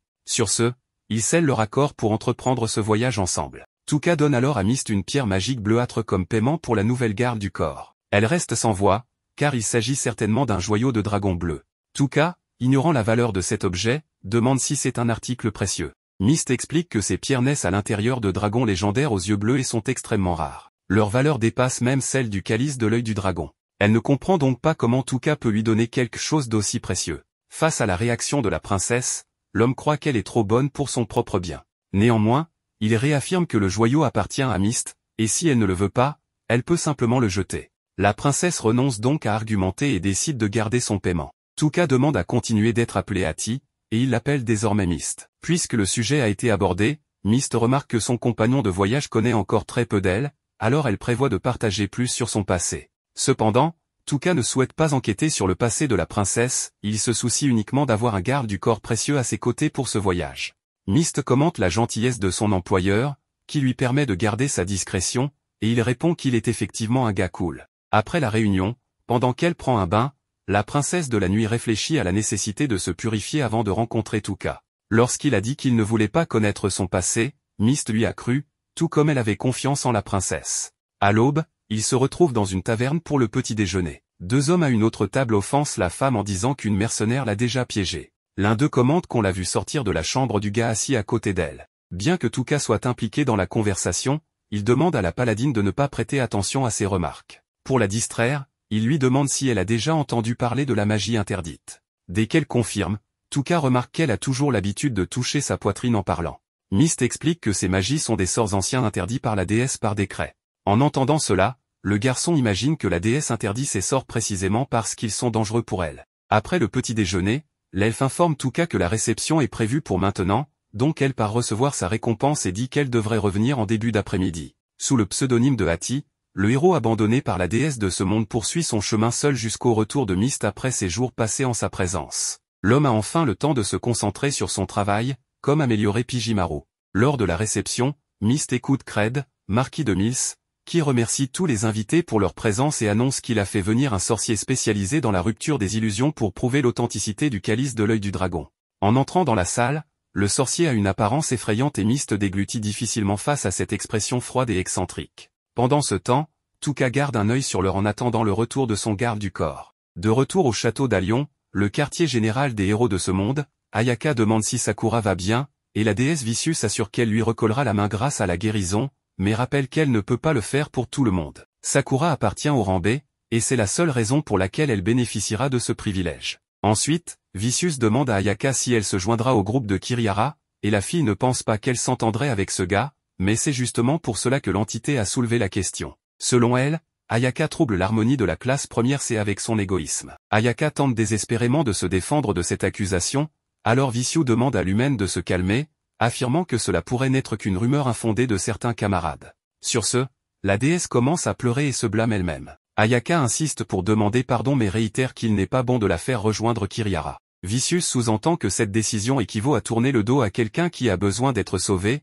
alors l'humaine argue qu'elle remplit son devoir en tant qu'héroïne de sa classe à sa manière. En conséquence, Vicious remet à la fille tous les élèves qui n'ont pas réussi le test, ce qui signifie qu'elle sera responsable de leur formation. Si Ayaka refuse, l'entité affirme qu'elle n'aura d'autre choix que d'éliminer tout le monde, car elle a reçu un décret royal pour suivre strictement les règles d'Alion sans échappatoire. L'héroïne accepte la proposition et, dès qu'elle part, Vicious exprime enfin toute sa haine pour la petite peste. En surveillant l'heure, Touka commence à penser que quelque chose pourrait être arrivé à Mist. Il demande l'avis de Pijimaru, si le Slim crie 2 fois, il pense les abandonner, sinon il pense autrement. Lorsque Pijimaru émet un seul cri, Touka convient qu'ils sont sur la même longueur d'onde et qu'il ne reste plus qu'à faire confiance au fait que Mist n'est pas partie, puisqu'elle n'a aucune raison de le faire. Entre-temps, Touka entend des gens dans la rue dire que la femme qui a trouvé le calice est la princesse fugitive et qu'elle s'est échappée dans la forêt noire tout en étant poursuivie par les chevaliers du dragon noir. Les paroles de Touka se confirment alors. Pendant ce temps, Mist se précipite dans la forêt tandis que les hommes montés sur des bêtes ailées attaquent.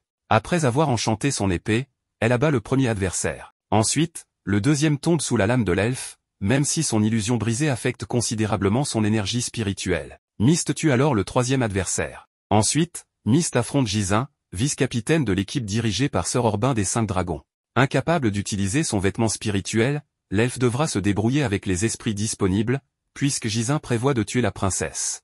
L'officier Vantard révèle que l'équipe d'Auban a des ordres secrets et veut Mist morte. Cependant, avant de le faire, il compte montrer à l'elfe ce que c'est que d'être avec un homme avant de l'envoyer dans l'au-delà. À ce moment-là, Touka arrive juste à temps pour paralyser et empoisonner Jizin, puis il endort l'ennemi de peur qu'il n'entende quelque chose qu'il ne devrait pas. De cette manière, il découvre qu'il sera également poursuivi s'il continue à être avec Myst, alors l'elfe souhaite rompre l'accord qu'ils ont conclu. Cependant, au lieu de fuir, Touka donne tous ses joyaux de dragon bleu à la princesse pour qu'elle ne manque pas de ressources.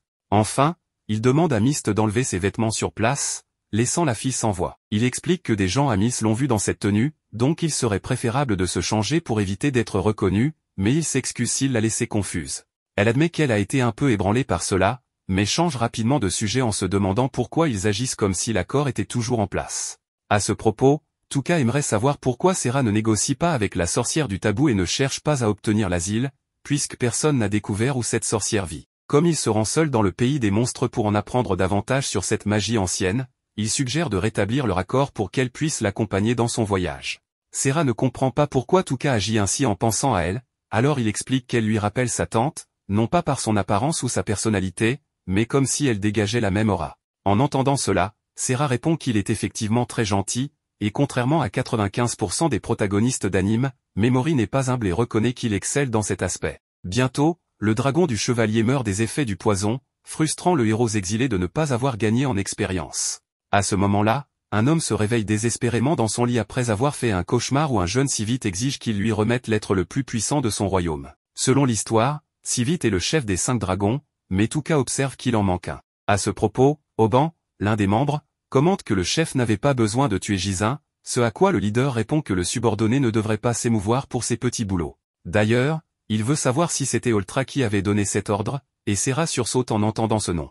Il y a quelque temps, Oltra était censé livrer la princesse pour qu'elle soit restaurée de sa vieillesse et transformée en un homme plein de vigueur, mais il craignait que sa princesse ne soit souillée et offrit tout en retour pour garder Serah avec lui. Maintenant, terrifié dans son lit, il souhaite la mort de la femme. Dès qu'elle découvrira qui a ordonné son exécution, Serah Ashrin sera paralysée par la terreur. Sivit souligne que Jizin allait gâcher ce plan en souillant la princesse, c'est pourquoi il a été tué. Cela dit, Touka se rappelle que l'homme était complètement immobilisé et ne représentait plus une menace, mais qu'il a quand même payé de sa vie. Chouette, le vice-capitaine des chevaliers, informe que Oltra leur a laissé décider de ce qu'il fallait faire de la victime, suggérant qu'ils offrent Ashrin en récompense aux subordonnés avant de l'éliminer. Cependant, Oban rappelle que l'ancien empereur saint a demandé de rendre l'ancienne princesse avec sa pureté intacte. Selon le chevalier, il semble que le vieil homme ne mourra pas en pétant que l'elfe ne quittera pas ce monde. Pour résoudre la situation, Sivit appelle la femme pour un duel, et si elle gagne, sa vie sera épargnée. Le dernier des chevaliers du dragon noir,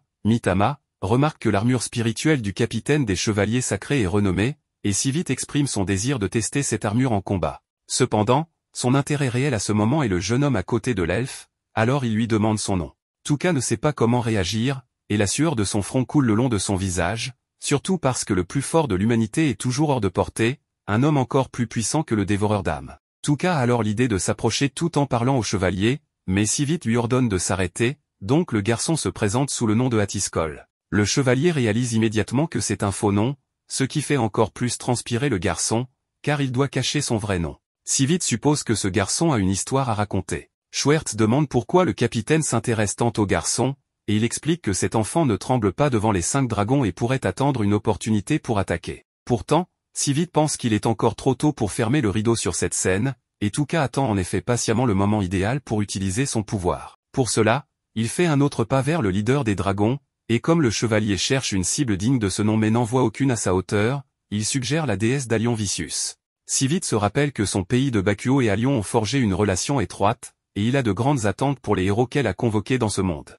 De plus, il croit que les pouvoirs de bénédiction de cette déesse permettent à ces héros d'atteindre rapidement le sommet de leur force, ce qui pourrait en faire de potentiels rivaux à l'avenir. Attentif à chaque mot, tout ce que Touka interprète est que cet homme est obsédé par la recherche d'un adversaire digne de ce nom. En effet, il fait honneur à son surnom. Quoi qu'il en soit, Sivit Gartland perd son intérêt pour le garçon et maintenant il tourne son attention vers Serah. Le capitaine des dragons propose d'offrir la tête de la fille à Cattléa, princesse de Néa. Il ajoute aussi que Serah est la cause du changement d'attitude de Bakuo concernant l'alliance et l'invasion de Néa. Face à la surprise de l'ex-princesse, Orban trouve sa réaction étrange, pensant qu'elle savait déjà que Bakuo avait dévasté Néa parce que leur déesse avait ordonné que son petit paladin soit livré, mais que l'empereur sacré avait refusé de le faire. Selon Schweitz, c'est la récolte de ce qui a été semé, tandis que Sivit Gartland exprime son désintérêt pour ceux qui abandonnent le combat même face à la mort. Pour lui, peu importe si quelqu'un est misérable et faible tant qu'il a la volonté de le confronter, bien qu'il adorerait que cette personne ait la force de le vaincre. À ce propos, Tuka termine d'élaborer un plan dans sa tête et se propose comme adversaire capable de menacer la vie du plus fort des humains. De plus, il révèle son vrai nom et s'identifie comme un héros d'un autre monde, laissant les chevaliers perplexes, y compris Ashin elle-même. À cela, Sivit sent que les pièces du puzzle se mettent en place et comprend pourquoi il était intéressé par ce garçon dès le départ. Sachant que le chevalier blanc a un talent pour détecter les mensonges, Tuka décide de passer en mode honnêteté totale et affirme qu'il a été rejeté par la déesse Vicious et forcé de vivre séparé des autres héros parce qu'il était à un niveau différent d'eux. Sivit se demande si c'est parce que le garçon est spécial, et il confirme que oui, il est considéré comme spécial par la déesse d'Alion elle-même, bien qu'il soit spécial de manière négative, ce qui reste vrai, mais Tuka garde cela pour lui. Ainsi, il aimerait reporter une confrontation possible pour l'instant, afin de pouvoir se développer et affronter Gartland dans un avenir proche, et finalement vaincre le plus fort des humains.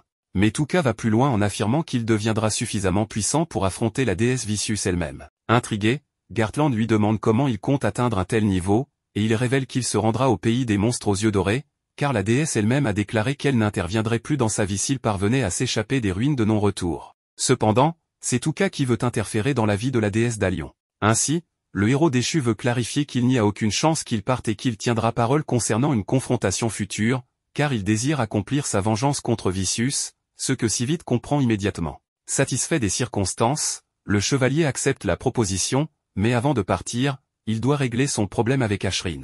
Tuka argue qu'il a besoin du pouvoir de l'elfe pour atteindre le pays des monstres aux yeux dorés et qu'il a l'intention de l'utiliser uniquement pour devenir plus fort. Sivit sent la sincérité du jeune homme et prévoit de les libérer tous les deux. Orban commence à protester, mais le chef menace d'éliminer le subordonné s'il continue à parler. Cela réglé, il ordonne à Chouette d'informer Grimrité que personne ne doit toucher Tuka et Ashrin. Ensuite, les 4 dragons partent, et avec le chef distrait, Tuka attend le bon moment pour les paralyser tous ainsi que leur monture. Alors que les hommes se tordent au sol, Tuka libère le poison et fait saigner les chevaliers du dragon noir. Leur capitaine se relève malgré les effets de la paralysie et du poison. C'est la deuxième fois que le porteur de cette capacité voit quelqu'un bouger dans un tel état de paralysie, la première étant le dévoreur d'âmes. Maintenant, Gartland tente de lancer sa lance sur l'attaquant, mais sans succès. Le mourant Mitama signale une escouade en attente qui s'approche rapidement. Tuka dit alors à Ashrin qu'elle peut fuir si elle le souhaite, mais elle choisit de rester, après tout, elle est la garde du corps du garçon. Cependant, elle a maintenant une bonne raison d'accepter ces gemmes du dragon bleu comme récompense.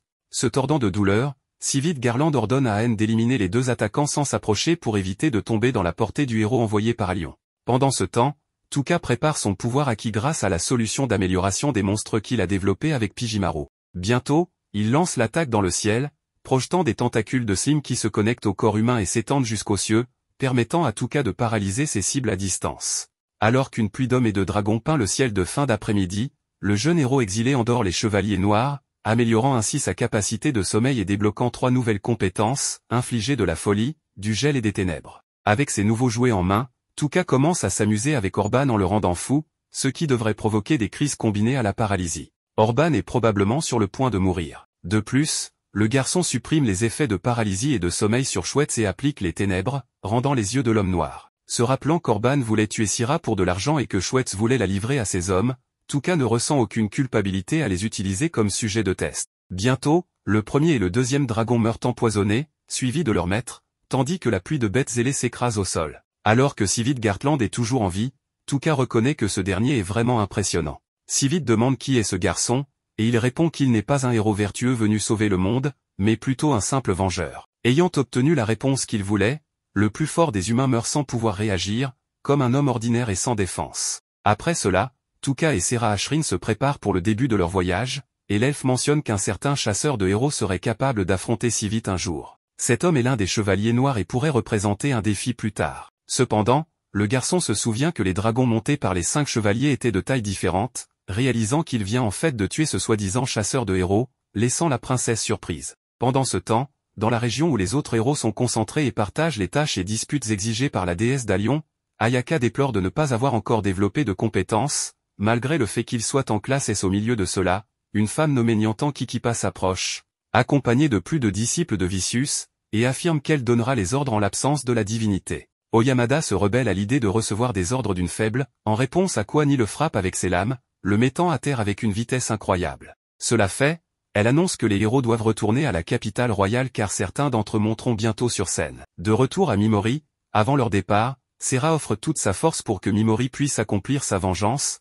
car il a risqué sa propre vie pour la sauver. L'elfe s'agenouille devant lui, et le héros touche son épaule, lui assurant qu'il remboursera cette faveur un jour. Après tout, Mimori paie toujours ses dettes, qu'il s'agisse de gratitude ou de haine. De retour à la capitale, Vicious loue la loyauté et l'efficacité de son serviteur Niantan, levant un de ses pieds pour que la jeune disciple montre son engagement total envers sa servitude. En même temps, l'entité prévoit qu'il ne faudra pas longtemps avant que les héros soient capables d'affronter l'empire du grand démon de front. Le lendemain, des gardes discutent parmi les ruines où Touka est sorti, à propos d'un étrange cristal qui aurait dû changer de couleur à leur arrivée, mais ne l'a pas fait, probablement parce que quelqu'un l'a brisé avant leur arrivée. Cela devrait normalement être signalé au royaume, mais peut-être que les gardes ont préféré ne pas le faire en raison de la paperasse fastidieuse. Après tout, il est fort probable que personne n'ait pu sortir du donjon, n'est-ce pas? Revenons à notre protagoniste. Cela aurait pu lui éviter des ennuis précoces avec la déesse, et quoi de mieux que de les éviter pendant une période de fête? Pendant que Touka examine un masque étrange, le vendeur lui raconte l'histoire de ce masque spécifique, qui avait transformé une île de monstres en sa forteresse personnelle pour ensuite défendre toute la ville contre des envahisseurs, devenant ainsi le seigneur des démons. Bien que ce grand moment soit passé, les gens se souviennent encore de la bataille pour son caractère impressionnant. Touka, après avoir entendu l'histoire, achète le masque, le trouvant parfait pour lui. En effet, ce n'était pas simplement un accessoire mais un symbole de pouvoir et de vengeance. Loin de là, Ashrin ne peut pas bien dormir cette nuit-là, obsédée par la dangerosité de sa mission. Elle finit par se limiter à avoir confiance en elle et en son nouveau travail de garde. Pendant ce temps, Cygnus a une réunion avec les dirigeants des autres pays pour discuter des guerriers dragons. Rowan est particulièrement préoccupé, car quelqu'un a réussi à vaincre l'homme le plus fort de l'époque et tout son royaume. De son côté, la déesse Vicious informe qu'elle a obtenu des informations suggérant que Sora Ashrin est impliquée, ce qui intrigue Alma, une autre dirigeante, qui se demande ce qu'une équipe d'élite fait derrière une simple femme. On apprend alors qu'Oltra est décédé cette même nuit, mais de son propre chef. Ses serviteurs racontent qu'il avait perdu la tête, sa folie pour Ashrin étant finalement sa condamnation. La déesse rappelle l'importance des guerriers dragons dans la guerre contre les démons, suggérant que les humains pourraient maintenant avoir une plus grande valeur. Un jeune homme nommé Miradio commence à souligner que tout semble trop parfait pour la déesse et son royaume. Lors de ce type de réunion, tout le monde finit par dépendre d'elle à un moment donné. Pour calmer la situation, Cygnus change de sujet en demandant si elle est vraiment si puissante au point de pouvoir vaincre Sylvie. Cette question trouve peut-être sa réponse quand un messager arrive pour les informer qu'au royaume d'Ulza, des personnes se faisant appeler Ashrin affirment être les vainqueurs des guerriers dragons. Revenons maintenant à nos protagonistes. Ils discutent de la difficulté de la terre des monstres aux yeux dorés, mais Touka est plutôt préoccupé par l'idée que quelqu'un les suive après avoir éliminé un groupe aussi important de guerriers. À ce moment-là, ils aperçoivent un grand colisée devant eux. Ashrin explique que des combattants s'y affrontent pour le divertissement des foules, recevant de grandes récompenses s'ils gagnent. C'est également un bon endroit pour recruter des voyous, grâce aux grandes compétences que l'on trouve dans cette zone. À leur arrivée à l'auberge, Ashrin insiste pour qu'ils louent seulement une chambre afin d'éviter des dépenses inutiles. Bien que Touka lui rappelle qu'il est un homme, cela ne préoccupe pas vraiment Ashrin. Ils finissent donc par louer une seule chambre avant d'aller manger quelque chose dans la capitale, qui est remplie de monde. Tout le monde parle des guerriers du dragon noir qui ont été vaincus par Sora Ashrin. C'est à ce moment qu'un groupe de personnes se présentant comme des soldats d'Ashint, une faction dirigée par le seigneur Muagi et protecteur du dieu des malédictions, arrive. Ils exigent le respect pour avoir récemment vaincu Sylvie. Pour Touka, qui est en réalité celui qui a vaincu Sylvie, ce vol de mérite lui permet de rester caché dans l'ombre du royaume. Alors que quelques ivrognes, encore perplexes à ce sujet, se demandent qui d'autre aurait pu vaincre Sylvie, ils évoquent le tueur de dragons, le léopard du Colisée, et la sorcière des tabous, une puissante elfe noire qui ne s'est pas montrée depuis plus de 100 ans. Cette conversation attire l'attention de Touka, qui, pour obtenir plus d'informations, se rapproche d'eux et leur offre 2 verres chacun ainsi qu'un plat à manger en guise de marché. Les ivrognes l'invitent sans problème à s'asseoir avec eux un moment, révélant que la seule personne sûre de connaître la sorcière des tabous est le sanguinaire du royaume de Montroi, un monstre si puissant qu'il combat en permanence dans la ville. Touka comprend que s'il peut entrer en contact avec le duc Xuan, qui gère le Colisée, il pourrait avoir plus de facilité à retrouver la sorcière des tabous. Comme un cadeau du ciel, F-Speed entre alors dans la taverne. C'est une femme léopard qui connaît pratiquement la sorcière des tabous, dont il parle justement. Cela éveille l'intérêt de Touka, qui lui offre gentiment de l'argent et se présente sous le nom de Hattie. Par chance, F-Speed ne semble pas être une personne difficile à aborder. Touka va droit au but en lui demandant si elle sait où se trouve la sorcière des tabous, ce qui surprend F-Speed, car peu de gens croient encore en elle de nos jours. F-Speed raconte alors la fois où elle est allée dans la terre des monstres aux yeux dorés, mais en réalité, elle n'a jamais réussi à rencontrer la sorcière. Touka comprend qu'il ne pourra pas obtenir plus d'informations à ce sujet.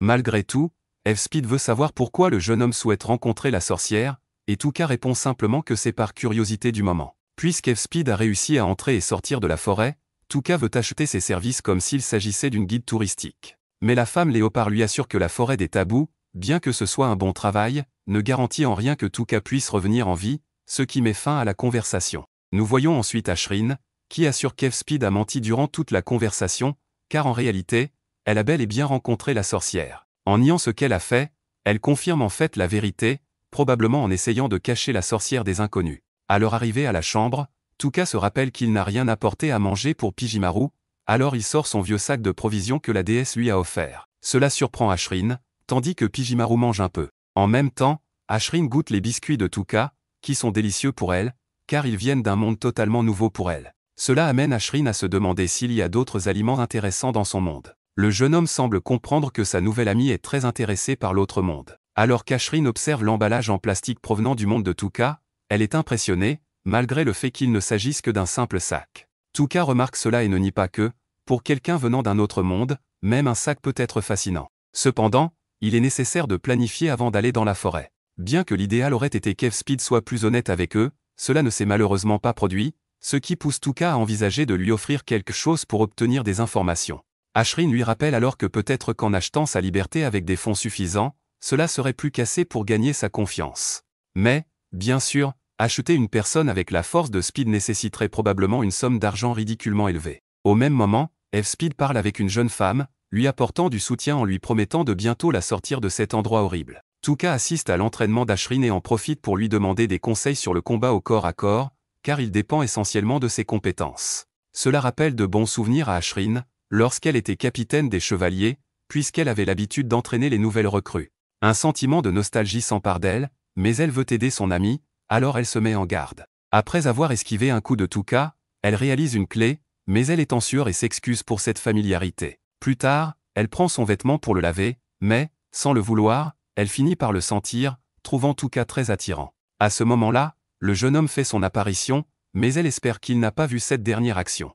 Il la remercie simplement pour avoir lavé ses vêtements. Un peu plus tard, tandis qu'Ashrin dort, Touka ne peut nier qu'elle est une femme magnifique de la tête aux pieds. Malgré cela, elle essaie de devenir son épée avec toute sa détermination, offrant son temps pour lui. Un jour, il veut vraiment la remercier comme il se doit. Juste à cet instant, la jeune femme se réveille et apprend que son ami a des problèmes pour dormir. Elle commence donc à sortir des herbes médicinales de son sac, des plantes qui aident à trouver le sommeil, chacune ayant un effet différent. La première donne de la force et intensifie les désirs, comme l'amour. La deuxième et la troisième herbe aident à s'endormir en très peu de temps. Les deux dernières poussent Touka à les utiliser pour pouvoir bien dormir. Mais avant de le faire, il sort une soupe instantanée de son sac. Quand Ashrin la goûte, elle est enchantée par sa praticité et sa saveur. Cependant, comme le sommeil est l'objectif, la jeune femme ajoute les herbes à la soupe, mais met accidentellement un peu trop de l'une d'elles. Cette erreur fait en sorte que la tasse ne permettrait pas à Touka de la boire, car il s'est trompé dans les quantités. Après avoir pris les herbes, Touka remarque qu'Ashrin a accidentellement mis la première herbe dans sa boisson.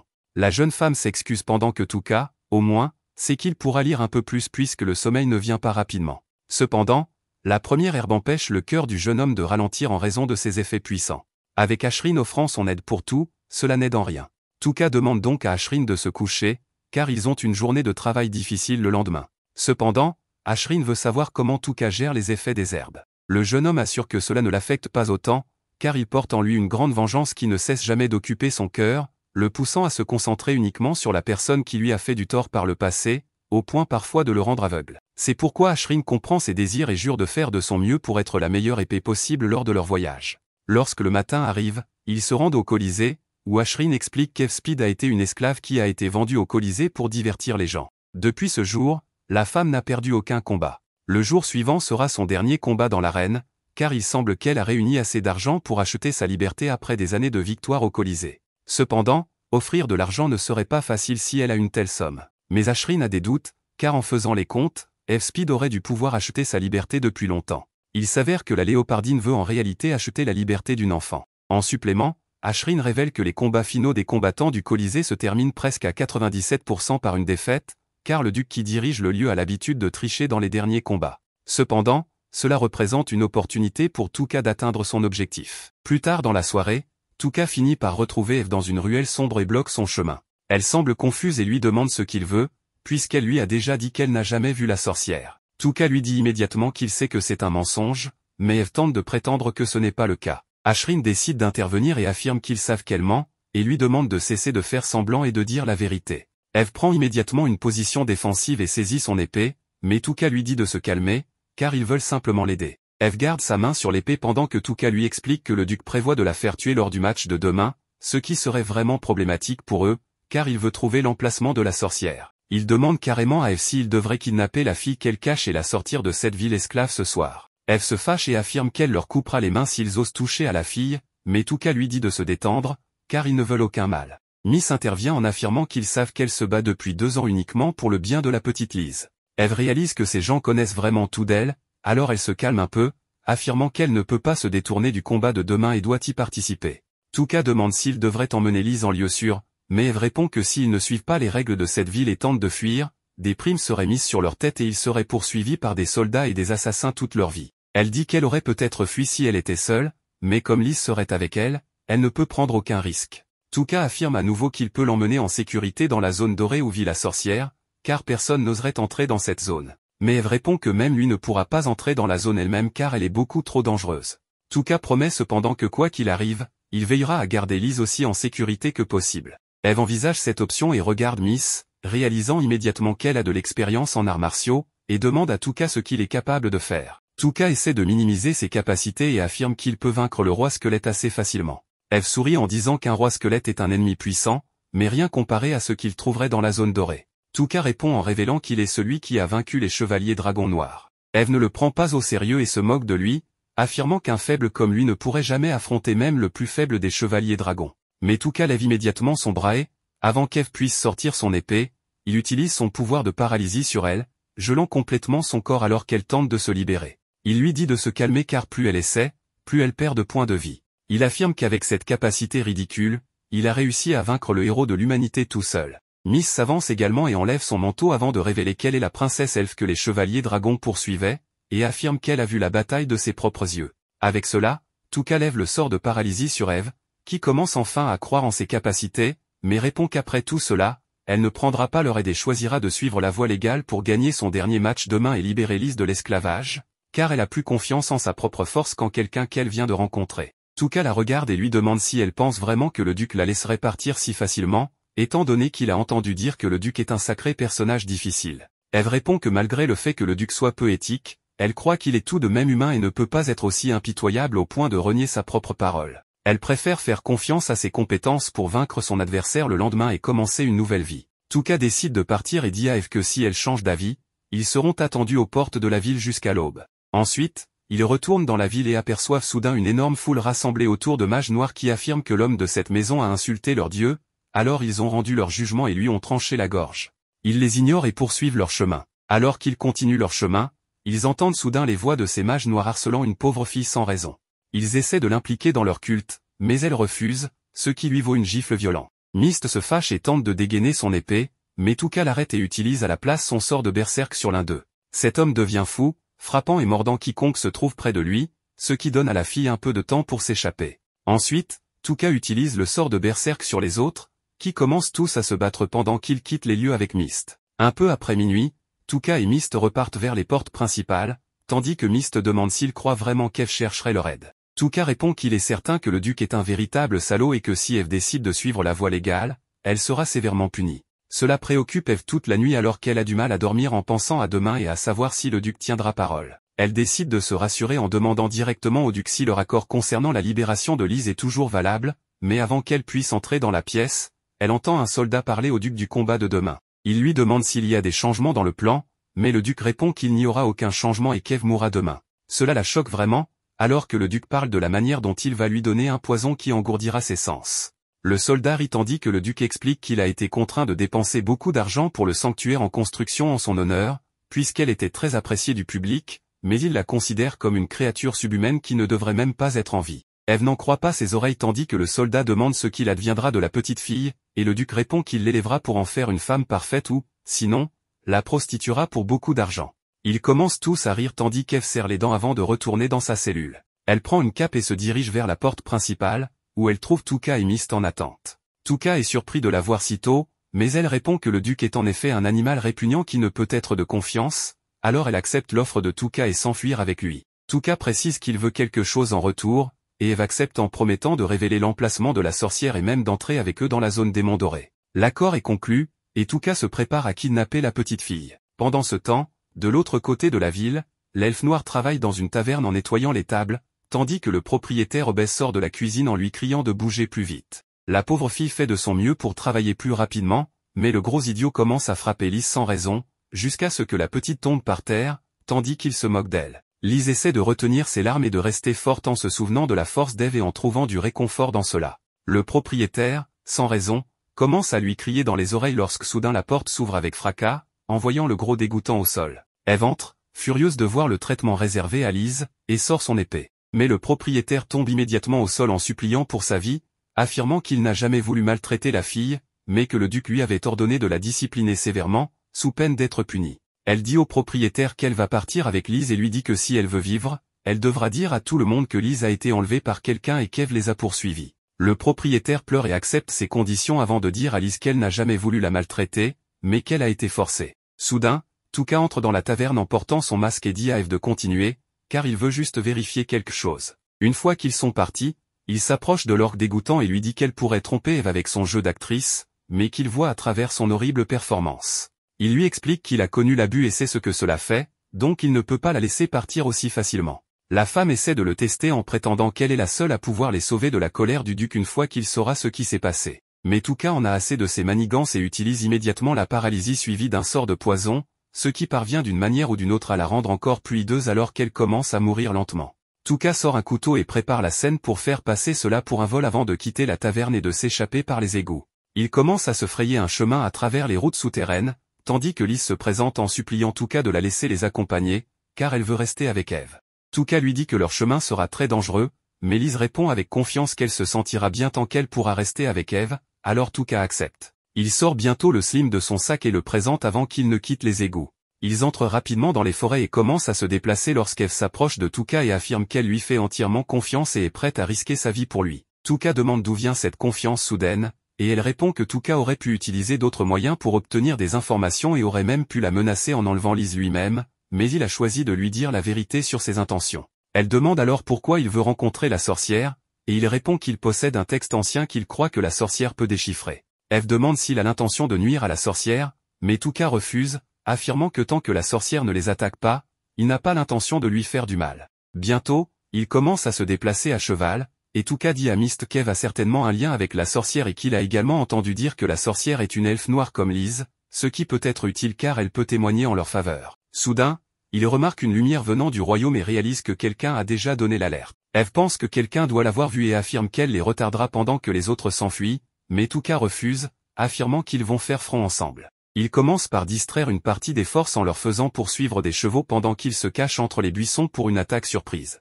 Il dit à Eve de se retirer avec Lise, car pour ce plan particulier, il a besoin de Mist en première ligne. Une fois tout en place, il met enfin son masque et se prépare pour le dernier affrontement contre les forces du duc. Cependant, il ne faut pas longtemps à Muagi pour réaliser que c'est un piège.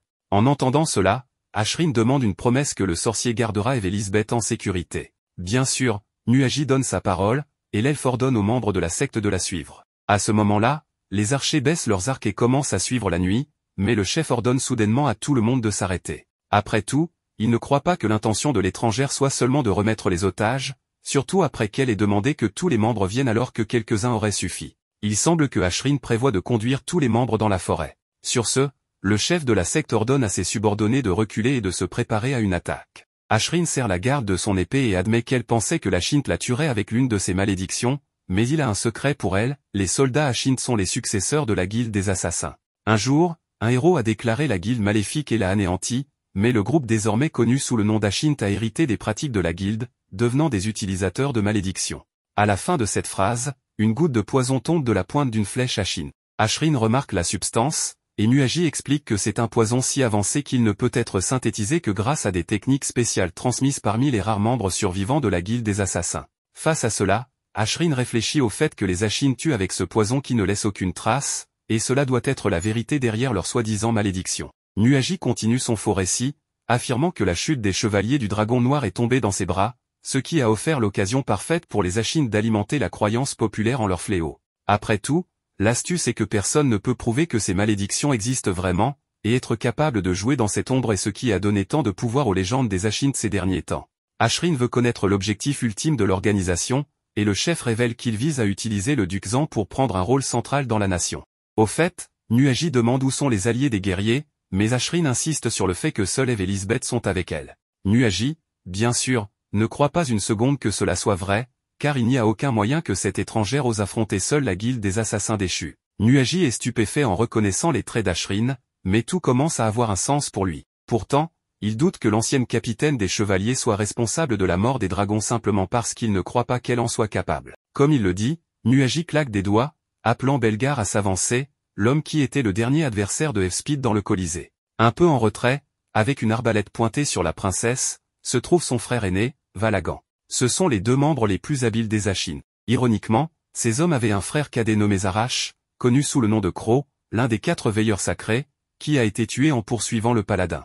Enfin, Nuaji suppose que ces Ashin sont impatients de se venger de Ashrin, mais l'histoire ne s'arrête pas là. Outre l'ennemi qu'Ashrin peut voir devant elle, le chef des Ashin lui assure que d'autres subordonnés sont dispersés, pratiquant l'art de l'embuscade, une compétence que tout assassin digne de ce nom doit maîtriser. Parlant de décence, le chef de la guilde déchue ne peut s'empêcher de remarquer que l'elfe a un beau visage, et peut-être aura-t-il besoin de temps pour lui accorder sa bénédiction personnelle et faire de Ashrin une véritable adepte du dieu des malédictions. Sans perdre plus de temps, l'homme ordonne à l'elfe de s'agenouiller, ce qu'elle fait. Une fois qu'elle obéit, Nuaji lui garantit l'honneur de porter son enfant. À ce moment-là, Ashrin ferme les yeux, attendant que Tuka joue son rôle. Portant son masque du seigneur des mouches, le héros exilé apparaît avec son accélération de charge et promet de montrer aux Ashin une malédiction qu'ils ne connaissent pas, la paralysie. Avec tous les serviteurs immobilisés, Nuaji demande où se trouve son arrière-garde, et Tuka l'informe qu'il s'est déjà occupé de ces 15 individus pendant que leur chef ne pouvait s'arrêter de parler. Le garçon empoisonne ensuite le chef ennemi et ses subordonnés,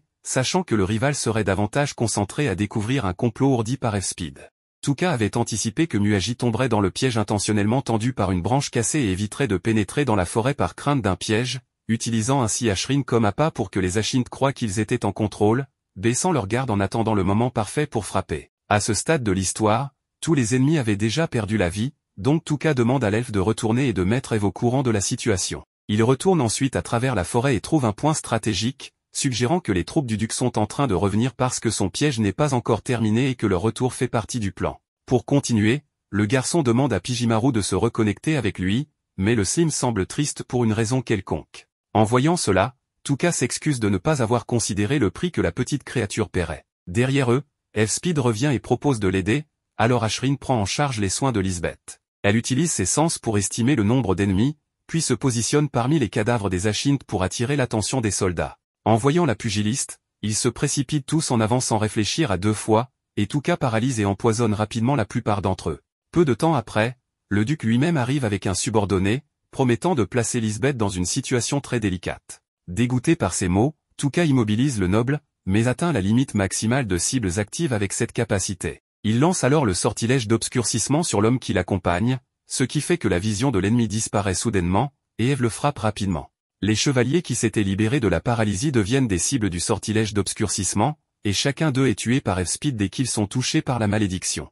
Réalisant qu'ils n'avaient aucune chance, les soldats restants se sont retirés, mais ils ont été poursuivis par le groupe adverse. Contrôlant la limite des cibles, Tuka traversait le champ de bataille, infligeant des altérations d'état à ses ennemis tandis qu'Eve et Ashrin couvraient ses arrières. Consumé par la fureur, le duc ordonna à ses subordonnés d'en finir avec l'homme en robe, mais à ce moment-là, presque tout le monde avait déjà été éliminé par Tuka et ses alliés, ou s'était complètement perdu dans la confusion. Au milieu de tout cela, F-Speed massacrait ses adversaires, et lorsque seul le duc restait, le duc jura qu'il ne laisserait pas passer cela, mais Tuka, lassé de ces menaces vides, immobilisa le noble. Cela fait, Eve s'approcha, épée en main, à la grande terreur de l'homme. Le léopard confessa qu'elle aurait pu envisager de lui pardonner s'il ne l'avait que trompé, mais en impliquant Lise, il avait perdu toute dignité. Sans une once de pitié, elle abattit le duc. Une fois la bataille terminée, Ashrin s'excusa d'avoir agi sans ordre en défendant l'arrière du chef, et il la nomma alors vice-capitaine du groupe de mercenaires, lui donnant l'autorité d'agir de manière autonome dans de telles situations. Ensuite, le jeune homme jeta un coup d'œil autour de lui et remarqua qu'aucun ennemi n'avait été laissé en vie. Il gela ensuite leurs corps, les brisant pour s'assurer qu'il ne restait aucune trace. Des heures plus tard, le roi fut informé que les Ashin avaient disparu et que seuls les corps du duc et de son armée personnelle avaient été retrouvés, ce qui signifiait que le plan du monarque d'utiliser les Ashintes comme pions avait échoué. Le fait qu'il devrait expliquer cela à la déesse Vicious allait sûrement lui causer beaucoup de chagrin. Gardant cela à l'esprit, il ordonna que les Ashintes soient retrouvés immédiatement. Pendant ce temps, le groupe de mercenaires s'abritait de la pluie dans une grotte voisine. Alors qu'elle observait Ashrin en train de se baigner, Lisbeth demanda si elle deviendrait un jour comme la princesse, car la propriétaire du bar où elle travaillait auparavant lui avait dit que si la jeune elfe ne grandissait pas, elle ne serait pas perçue comme une véritable femme à l'avenir. Ashrin la rassura en lui disant que rien de ce que cette femme disait n'avait de valeur, et qu'à partir de maintenant, Lisbeth ne devait garder que les paroles de ceux en qui elle avait confiance. Dans ce cas, l'elfe noir dit qu'elle aimerait conserver les paroles de Ashrin, car elle avait commencé à voir la princesse comme une grande sœur. Lorsque l'enfant s'allongea pour dormir à côté d'Eve, Ashrin suggéra à Touka de se reposer pendant qu'elle montait la garde. Le garçon répondit qu'il ne serait probablement pas capable de dormir, alors elle lui offrit ses genoux pour voir si cela aiderait. En plaisantant, Touka offrit ses genoux comme oreiller si jamais la princesse en avait besoin, mais elle prit cela au sérieux et s'allongea sur lui. Surpris, il s'excusa pour le malentendu et elle se leva, laissant tomber l'incident. Touka admit alors qu'il était curieux de toucher les oreilles de l'elfe, mais lorsqu'il le fit, elle lui demanda d'arrêter. Ensuite, elle lui demanda s'il voyait Eve comme une tante, vu la manière douce dont il la traitait, mais le garçon expliqua qu'il voyait plutôt le léopard comme son oncle, comme s'ils partageaient le même cœur. Après tout, son oncle et sa tante étaient la seule raison pour laquelle Touka voulait retourner dans son monde. Lisbeth, quant à elle, lui ressemblait d'une certaine manière, ayant souffert dans des environnements terribles. La différence était qu'il était devenu hostile et errait dans ce monde uniquement pour accomplir sa vengeance, et si Ashrin voulait le quitter pour cela, tant pis. Ashrin avait sa propre haine envers la déesse d'Alion, donc elle avait l'intention de rester. En gardant cela à l'esprit, il promit de faire tout ce qui était en son pouvoir pour Ashrin. L'elfe s'endormit, le laissant monter la garde. En parlant de Vicious, l'une de ses plus fidèles adeptes, Niantan, entraînait Ayaka Sogo à l'épée à condition que la fille ne parle à personne de cet entraînement, car Vicious n'aurait guère permis une telle chose. Niantan avait accepté d'aider Ayaka parce qu'elle lui rappelait sa petite sœur, et dans ce monde où c'était tuer ou être tué, elle ne voulait pas que la fille devienne une victime. À l'aube, Ashrin proposa un nom pour le groupe de mercenaires, suggérant guerrier du Seigneur des Mouches. Eve et Lisbeth approuvèrent le nom, suivi par Pijimaru, et Touka accepta l'idée. En fin d'après-midi, ils atteignirent le pays des monstres et virent un arbre corrompu. Selon Eve, c'était autrefois un arbre sacré. Elle demanda alors à Touka un peu de mana et ouvrit une carte révélant leur position et celle de la sorcière des tabous. Cette nuit-là, ils campèrent à nouveau, et le désir de vengeance de Touka brûlait plus fort chaque jour qui passait. Bien que cette terre soit remplie de dangers, c'était aussi une opportunité pour lui de gagner de l'expérience et de devenir plus fort. Le lendemain, Vicious félicita tous les groupes de héros pour leur progrès satisfaisant, mais pour élever le niveau d'entraînement, elle annonça qu'elle ferait venir des figures célèbres de toutes les nations pour entraîner les héros. Avec cela, les attentes de la déesse grandirent pour voir comment les héros d'Alion se débrouilleraient face à l'armée du Seigneur Démon. Plus tard, elle informa Niantan de ses plans de conduire les héros au pays des monstres aux yeux dorés. Pendant ce temps, Touka introduisit le chocolat blanc à ses amis, gagnant encore plus leur affection. Lors de leur voyage de retour, Lisbeth avait tellement de bagages que les gens se demandaient comment elle pourrait gérer tout cela. Elle affirmait qu'elle avait besoin de toutes ses ressources pour survivre, ce qui justifiait le poids de son sac à dos. Elfspeed soutenait sa décision, et malgré l'inquiétude de certains membres du groupe, ils la laissèrent continuer ainsi. Touka, cependant, lui demanda gentiment de les avertir si elle se fatiguait trop. En chemin, Touka fit remarquer qu'ils avaient suffisamment de nourriture et d'eau, mais qu'il restait des défis à relever. Speed et Pijimaru remarquèrent soudain quelque chose d'inhabituel, et le groupe se cacha rapidement. Ils tombèrent bientôt sur une créature étrange avec une tête ressemblant à des algues. Touka la compara au monstre qu'il avait déjà affronté, tout en notant son apparence plus faible. Elfspeed mena l'attaque, tandis que le garçon paralysa et empoisonna la bête, confirmant que ses capacités fonctionnaient toujours dans ce nouvel environnement. Lorsque la créature mourut, Touka réalisa qu'elle était plus faible que celle qu'ils avaient affrontée dans les ruines précédentes, et il douta qu'il rencontrerait de grandes difficultés. La partie de la créature ressemblant à des algues fut identifiée comme un ingrédient pour un objet interdit, lié à une pierre qui altère la voix dans le masque du Seigneur des Mouches. Touka permit à Ashrin de garder le livre qu'il consultait, lui faisant confiance pour ne pas en abuser. Intérieurement, Touka réfléchissait à sa stratégie, qui consistait à accorder une attention particulière à chaque membre du groupe, ce qui gardait tout le monde satisfait, tout en cachant ses propres tourments intérieurs. Alors qu'il s'enfonçait plus loin dans la terre des monstres aux yeux dorés, le sac à dos de Touka commença à briller étrangement. En traversant des eaux dangereuses dans la forêt, Eve sauva Touka d'un faux pas, puis ce fut au tour de Lisbeth. Ashrin lui conseilla de faire attention, et bien qu'Eve proposa de la porter, Touka rappela que Lisbeth voulait le faire seule. Malgré sa détermination, Lisbeth perdit l'équilibre, mais Pijimaru intervint pour l'empêcher de tomber. Eve taquina alors Tuka, insinuant qu'il avait prévu cela depuis le début, et Tuka avoua qu'il voulait soutenir Lisbeth autant que possible, car il se sentait lié à ce qu'elle avait vécu récemment. Speed demanda alors à Tuka s'il faisait cela uniquement pour lui-même, et il avoua que c'était le cas. Après que Lisbeth eut traversé sans encombre, il ne restait plus qu'Ashryn. Lorsqu'elle glissa sur un rocher et tomba dans l'eau, elle remonta rapidement et s'excusa, expliquant qu'elle se laissait parfois distraire. Eve sembla particulièrement intéressée par cet aveu, ce qui fit se demander à Tuka s'il avait été judicieux de révéler une telle vulnérabilité devant le léopard si perspicace. Pour réconforter Ashryn, Tuka lui prêta sa cape, en mentionnant négligemment qu'il la lavait souvent. Ashryn répondit avec une remarque maladroite, disant qu'elle ne se souciait pas si cela sentait comme lui. Alors qu'il continuait de marcher, Ashryn regretta ce qu'elle venait de dire, réalisant que la blague qu'elle avait voulu faire n'avait clairement pas eu l'effet escompté. Soudain, Eve ressentit une autre présence étrange et avertit le groupe qu'ils avaient été repérés. Lys courut vers Ashryn, tandis que Tuka rejoignit la féline. Devant eux se trouvaient des monstres qu'Eve admit ne pas pouvoir vaincre. C'étaient ces mêmes créatures qui avaient empêché elle et Lys de traverser cette terre auparavant. Tuka demanda à Eve de reculer et prit les choses en main. Malheureusement, il n'eut pas le temps de préparer son attaque combinée avec Pijimaru, il devait donc s'approcher. En fracassant les arbres, deux monstres géants s'avancèrent, leurs pas faisant trembler le sol à mesure qu'ils se rapprochaient. Tuka laissa échapper un rire sarcastique, réfléchissant à la manière dont ces bêtes avaient réussi à faire fuir la plus grande guerrière des jeux sanglants pour sauver sa vie. Il paralysa rapidement les deux créatures et annonça qu'il ne leur offrirait pas de véritable combat, étant donné qu'elles s'étaient précipitées sur eux sans se rendre compte qu'elles étaient en fait les véritables proies. Ensuite, il rendit les deux monstres fous, les faisant saigner abondamment. Après avoir éliminé les deux cibles, Tuka montèrent de niveau pour la première fois depuis longtemps. Eve fit remarquer que le garçon semblait connaître ces monstres, et il répondit qu'il s'agissait de Nazor, tout en coupant un morceau de la peau de la créature. Eve fut choquée, pensant qu'il avait l'intention de la manger, mais Ashryn expliqua que le livre des arts interdits indiquait que cet ingrédient pouvait être utilisé pour améliorer Pijimaru. Peu après, la léopard sentit à nouveau quelque chose, mais cette fois, elle n'était pas certaine qu'il s'agissait d'un monstre, car la sensation disparut rapidement. Quant à Ashryn, son esprit ne réagissait pas, mais elle était sûre que quelque chose se trouvait à proximité. Tout le monde se prépara à une éventuelle menace, mais Pijimaru les avertit que la sensation provenait du sac à dos de Tuka. Pensant que cela pouvait être l'œuf qu'il avait stocké, Tuka le posa au sol, et un petit cheval en sortit, grandissant rapidement à peine sorti. Malgré l'expérience vaste d'Eve et de Ashryn, aucune d'elles ne reconnut cette créature. Le poney s'approcha de Tuka et se frotta contre lui, tandis que Ashryn remarqua qu'il possédait un organe destiné à absorber le mana, un attribut souvent présent chez les monstres et les créatures magiques. Avec cela en tête, Tuka demanda à tout le monde de reculer, sauf Pijimaru, et demanda à Eve de surveiller les alentours. Il supposa que le poney avait grandi en absorbant le mana de l'environnement, alors il lui en offrit davantage, jusqu'à ce qu'il se transforme en un cheval noir adulte. Comme il avait dépensé 1000 points de mana dans le processus,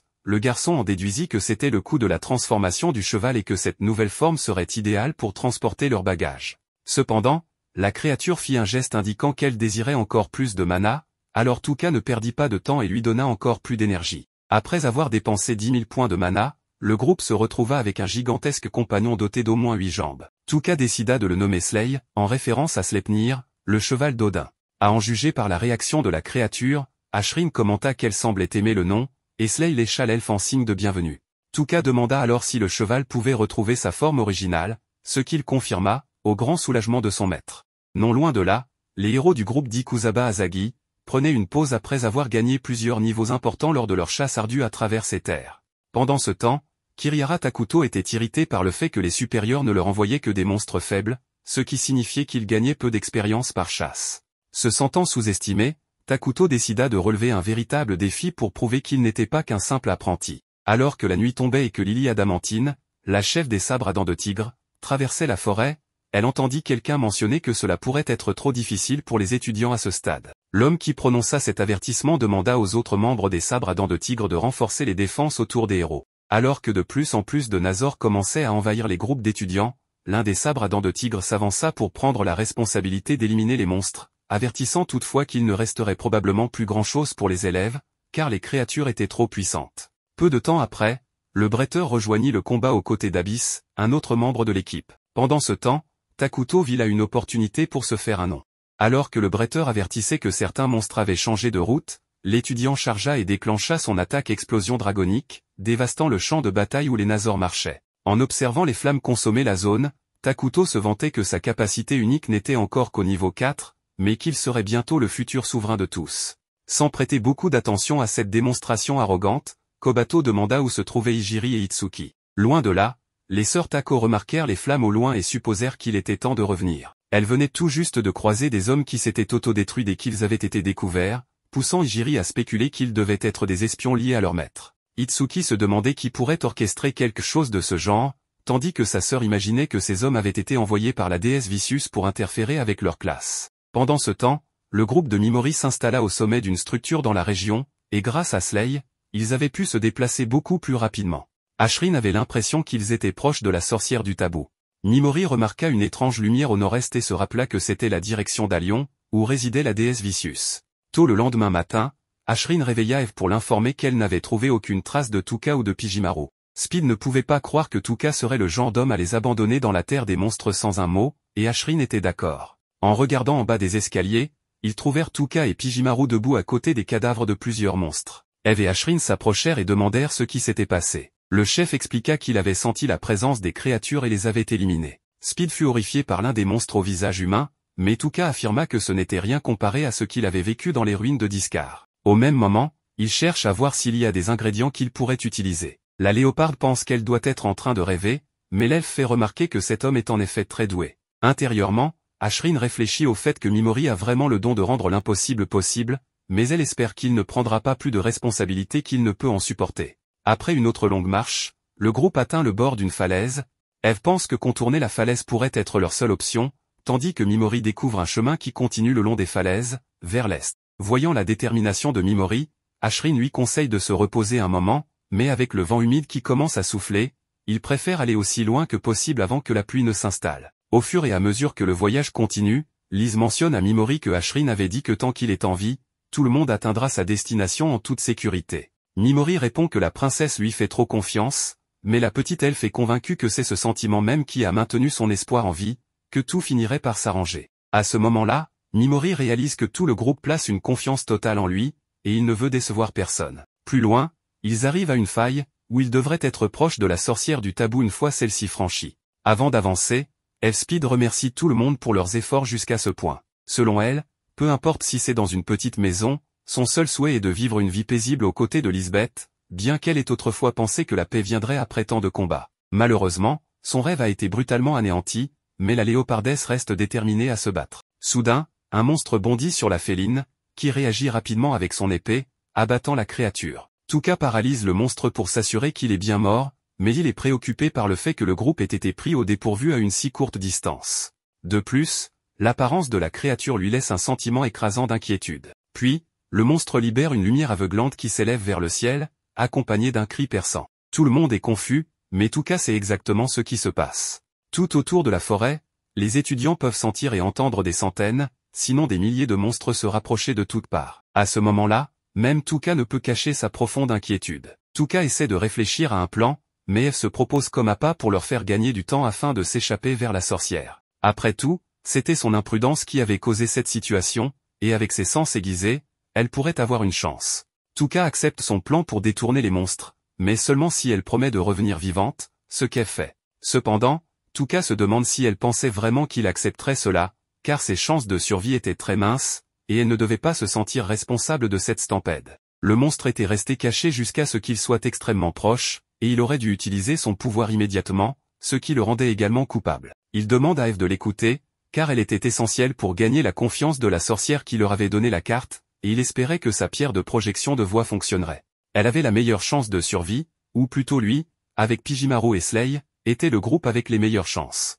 De plus, son pouvoir était le seul capable d'infliger des dégâts mortels aux ennemis humanoïdes. Bien que la responsabilité soit importante, c'était lui qui décidait sur qui reposait le fardeau du groupe. Ashrin lui souhaite bonne chance, lui confiant la tâche de les guider vers la sorcière. Les élèves sont désespérés face à l'avancée des monstres, mais Takuto est irrité, car il n'était rien d'autre que des obstacles pour les monstres. Une fille finit par utiliser Kobato comme distraction pour un monstre qui a failli l'éliminer. Kobato pense que tout va bien pour l'instant, car personne n'a encore été tué, mais il se souvient alors de Tuka. Nous le retrouvons alors qu'il met son mana dans Slay, et utilisant sa pierre de projection de voix, il demande à Pijimaru de signaler le début de la bataille avec un cri. Il attire l'attention des monstres, mordant à l'appât pour une course-poursuite à grande vitesse. Tuka commence à réfléchir, il ne sait pas s'il survivra, mais il ne peut pas montrer de doute. Il s'excuse auprès de ses compagnons de mettre leur vie entre ses mains, mais il nie cela, et Tuka réalise qu'ils lui ont confié leur vie pour leur propre bien. Il se prépare alors pour la bataille. Pendant ce temps, Ayaka est sous le choc car certains de ses camarades de classe ont été éliminés, et elle demande si Yasu n'était pas avec eux. Il répond qu'il devrait toujours prioriser la sécurité des héros de haut rang comme lui, donc il va sans dire que c'était de leur faute de ne pas avoir fui à temps. Ayaka questionne s'il n'a rien fait lorsque la débandade a commencé, car en tant que classe A, il aurait dû protéger les élèves sous sa responsabilité. Cela met Yasu en rage, qui lui dit de se taire et lui demande pourquoi elle agit encore comme si elle lui était supérieure. Pire encore, elle ne remarque jamais comment elle rabaisse naturellement les autres. Après tout, ce n'était pas son problème, il avait survécu parce qu'il était fort tandis qu'eux étaient faibles. Mais Ayaka croit que les forts doivent protéger les faibles. Yasu réplique qu'elle dit cela naturellement, comme si elle faisait partie des forts, en débitant des absurdités nobles et en jouant la sainte qui regarde les autres de haut. De plus, ces deux-là méritaient d'être éliminés, car lorsque Tuka avait été envoyé en enfer, ils avaient été les premiers à l'attaquer et à se moquer de lui derrière son dos.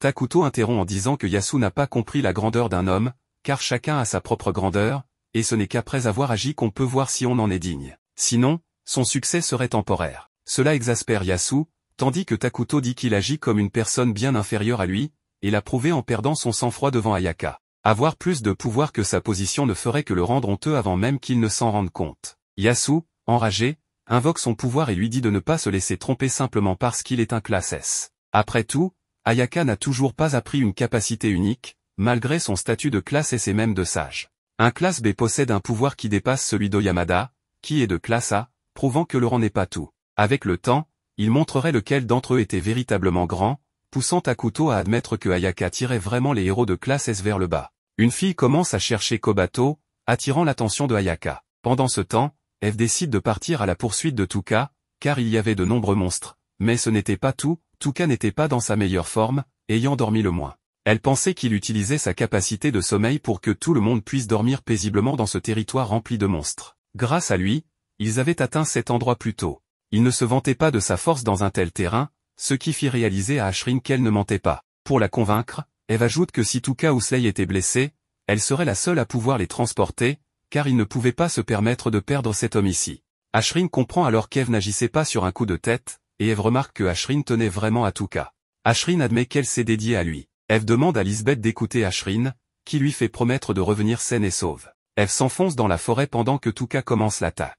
Il active sa capacité avec Pijimaru, rendant les monstres fous alors qu'ils s'attaquent entre eux. Mais bientôt, les poursuivant, il paralyse les monstres, bien que cela ne dure que quelques secondes. Pour aggraver les choses, les bêtes humanoïdes s'adaptaient à ces attaques tentaculaires. Lorsqu'il vérifie son état, il voit qu'il a encore assez de mana pour 10 minutes supplémentaires, l'utilisation de cette combinaison avec Pijimaru étant essentielle pour continuer la bataille. Pour avancer dans le jeu, il aurait besoin de monter de niveau, ce qui signifiait se concentrer sur les bêtes humanoïdes qui donnaient beaucoup d'XP, mais c'était risqué, s'il n'était pas à une certaine distance, il ne recevrait pas d'expérience des tueries, il devait donc retracer leur chemin. Il demande de l'aide à ses compagnons, et ils acceptent, lui faisant réaliser à quel point il était béni d'avoir de tels alliés. Il se précipite vers les monstres en utilisant Dark, mais son mana s'épuise rapidement. Juste avant de manquer de mana, il parvient à tuer le premier monstre humanoïde et monte de niveau, restaurant entièrement son mana. Il invoque à nouveau les tentacules, se lançant dans une guerre de positionnement, en gardant un œil sur la distance pour gagner de l'expérience. C'était le seul moyen de survivre. Alors qu'il court à nouveau, il remarque deux monstres humanoïdes utilisant les autres pour bloquer sa condition de statut. Dans un moment de distraction, Tuka saisit l'opportunité de se faufiler derrière eux, les paralysant et les rendant fous. Il monte de nouveau en niveau et reprend sa charge contre les monstres, les attaquant. Mais Slay est renversé par l'un des monstres, ce qui fait tomber Tuka, entouré de créatures. Il continue à utiliser ses capacités, les paralysant et les rendant fous, montant frénétiquement de niveau tout en se souvenant de ses compagnons. Tant qu'il pourrait massacrer les monstres, il resterait en vie. Nous retournons à Kobato, qui admet qu'elle voulait être comme Ayaka, utile et capable de prendre soin des autres. Mais quand ils ont fait cela à Tuka, tout ce qu'elle pouvait faire, c'était se cacher et regarder, effrayée. Eve apparaît devant elle et se demande ce qu'un humain faisait là. Kobato fait à Eve se souvenir de Lisbeth, terrifiant Kobato, mais Atsuki attaque Eve avec le premier stade de son pouvoir. Eve parvient à bloquer le coup, mais la fille utilise le deuxième stade, sachant qu'Eve ne pourrait pas bloquer ses rayons comme elle l'avait fait auparavant. Eve réalise qu'elle ne peut plus parler et Itsuki lui dit que sur ordre de sa sœur, elle ne pouvait pas la laisser tuer Kobato. Eve se rend compte que ce sont les filles que Tuka avait mentionnées, convoquée par la déesse pour vaincre la source du mal en tant que héroïne d'un autre monde. Itsuki Chargev.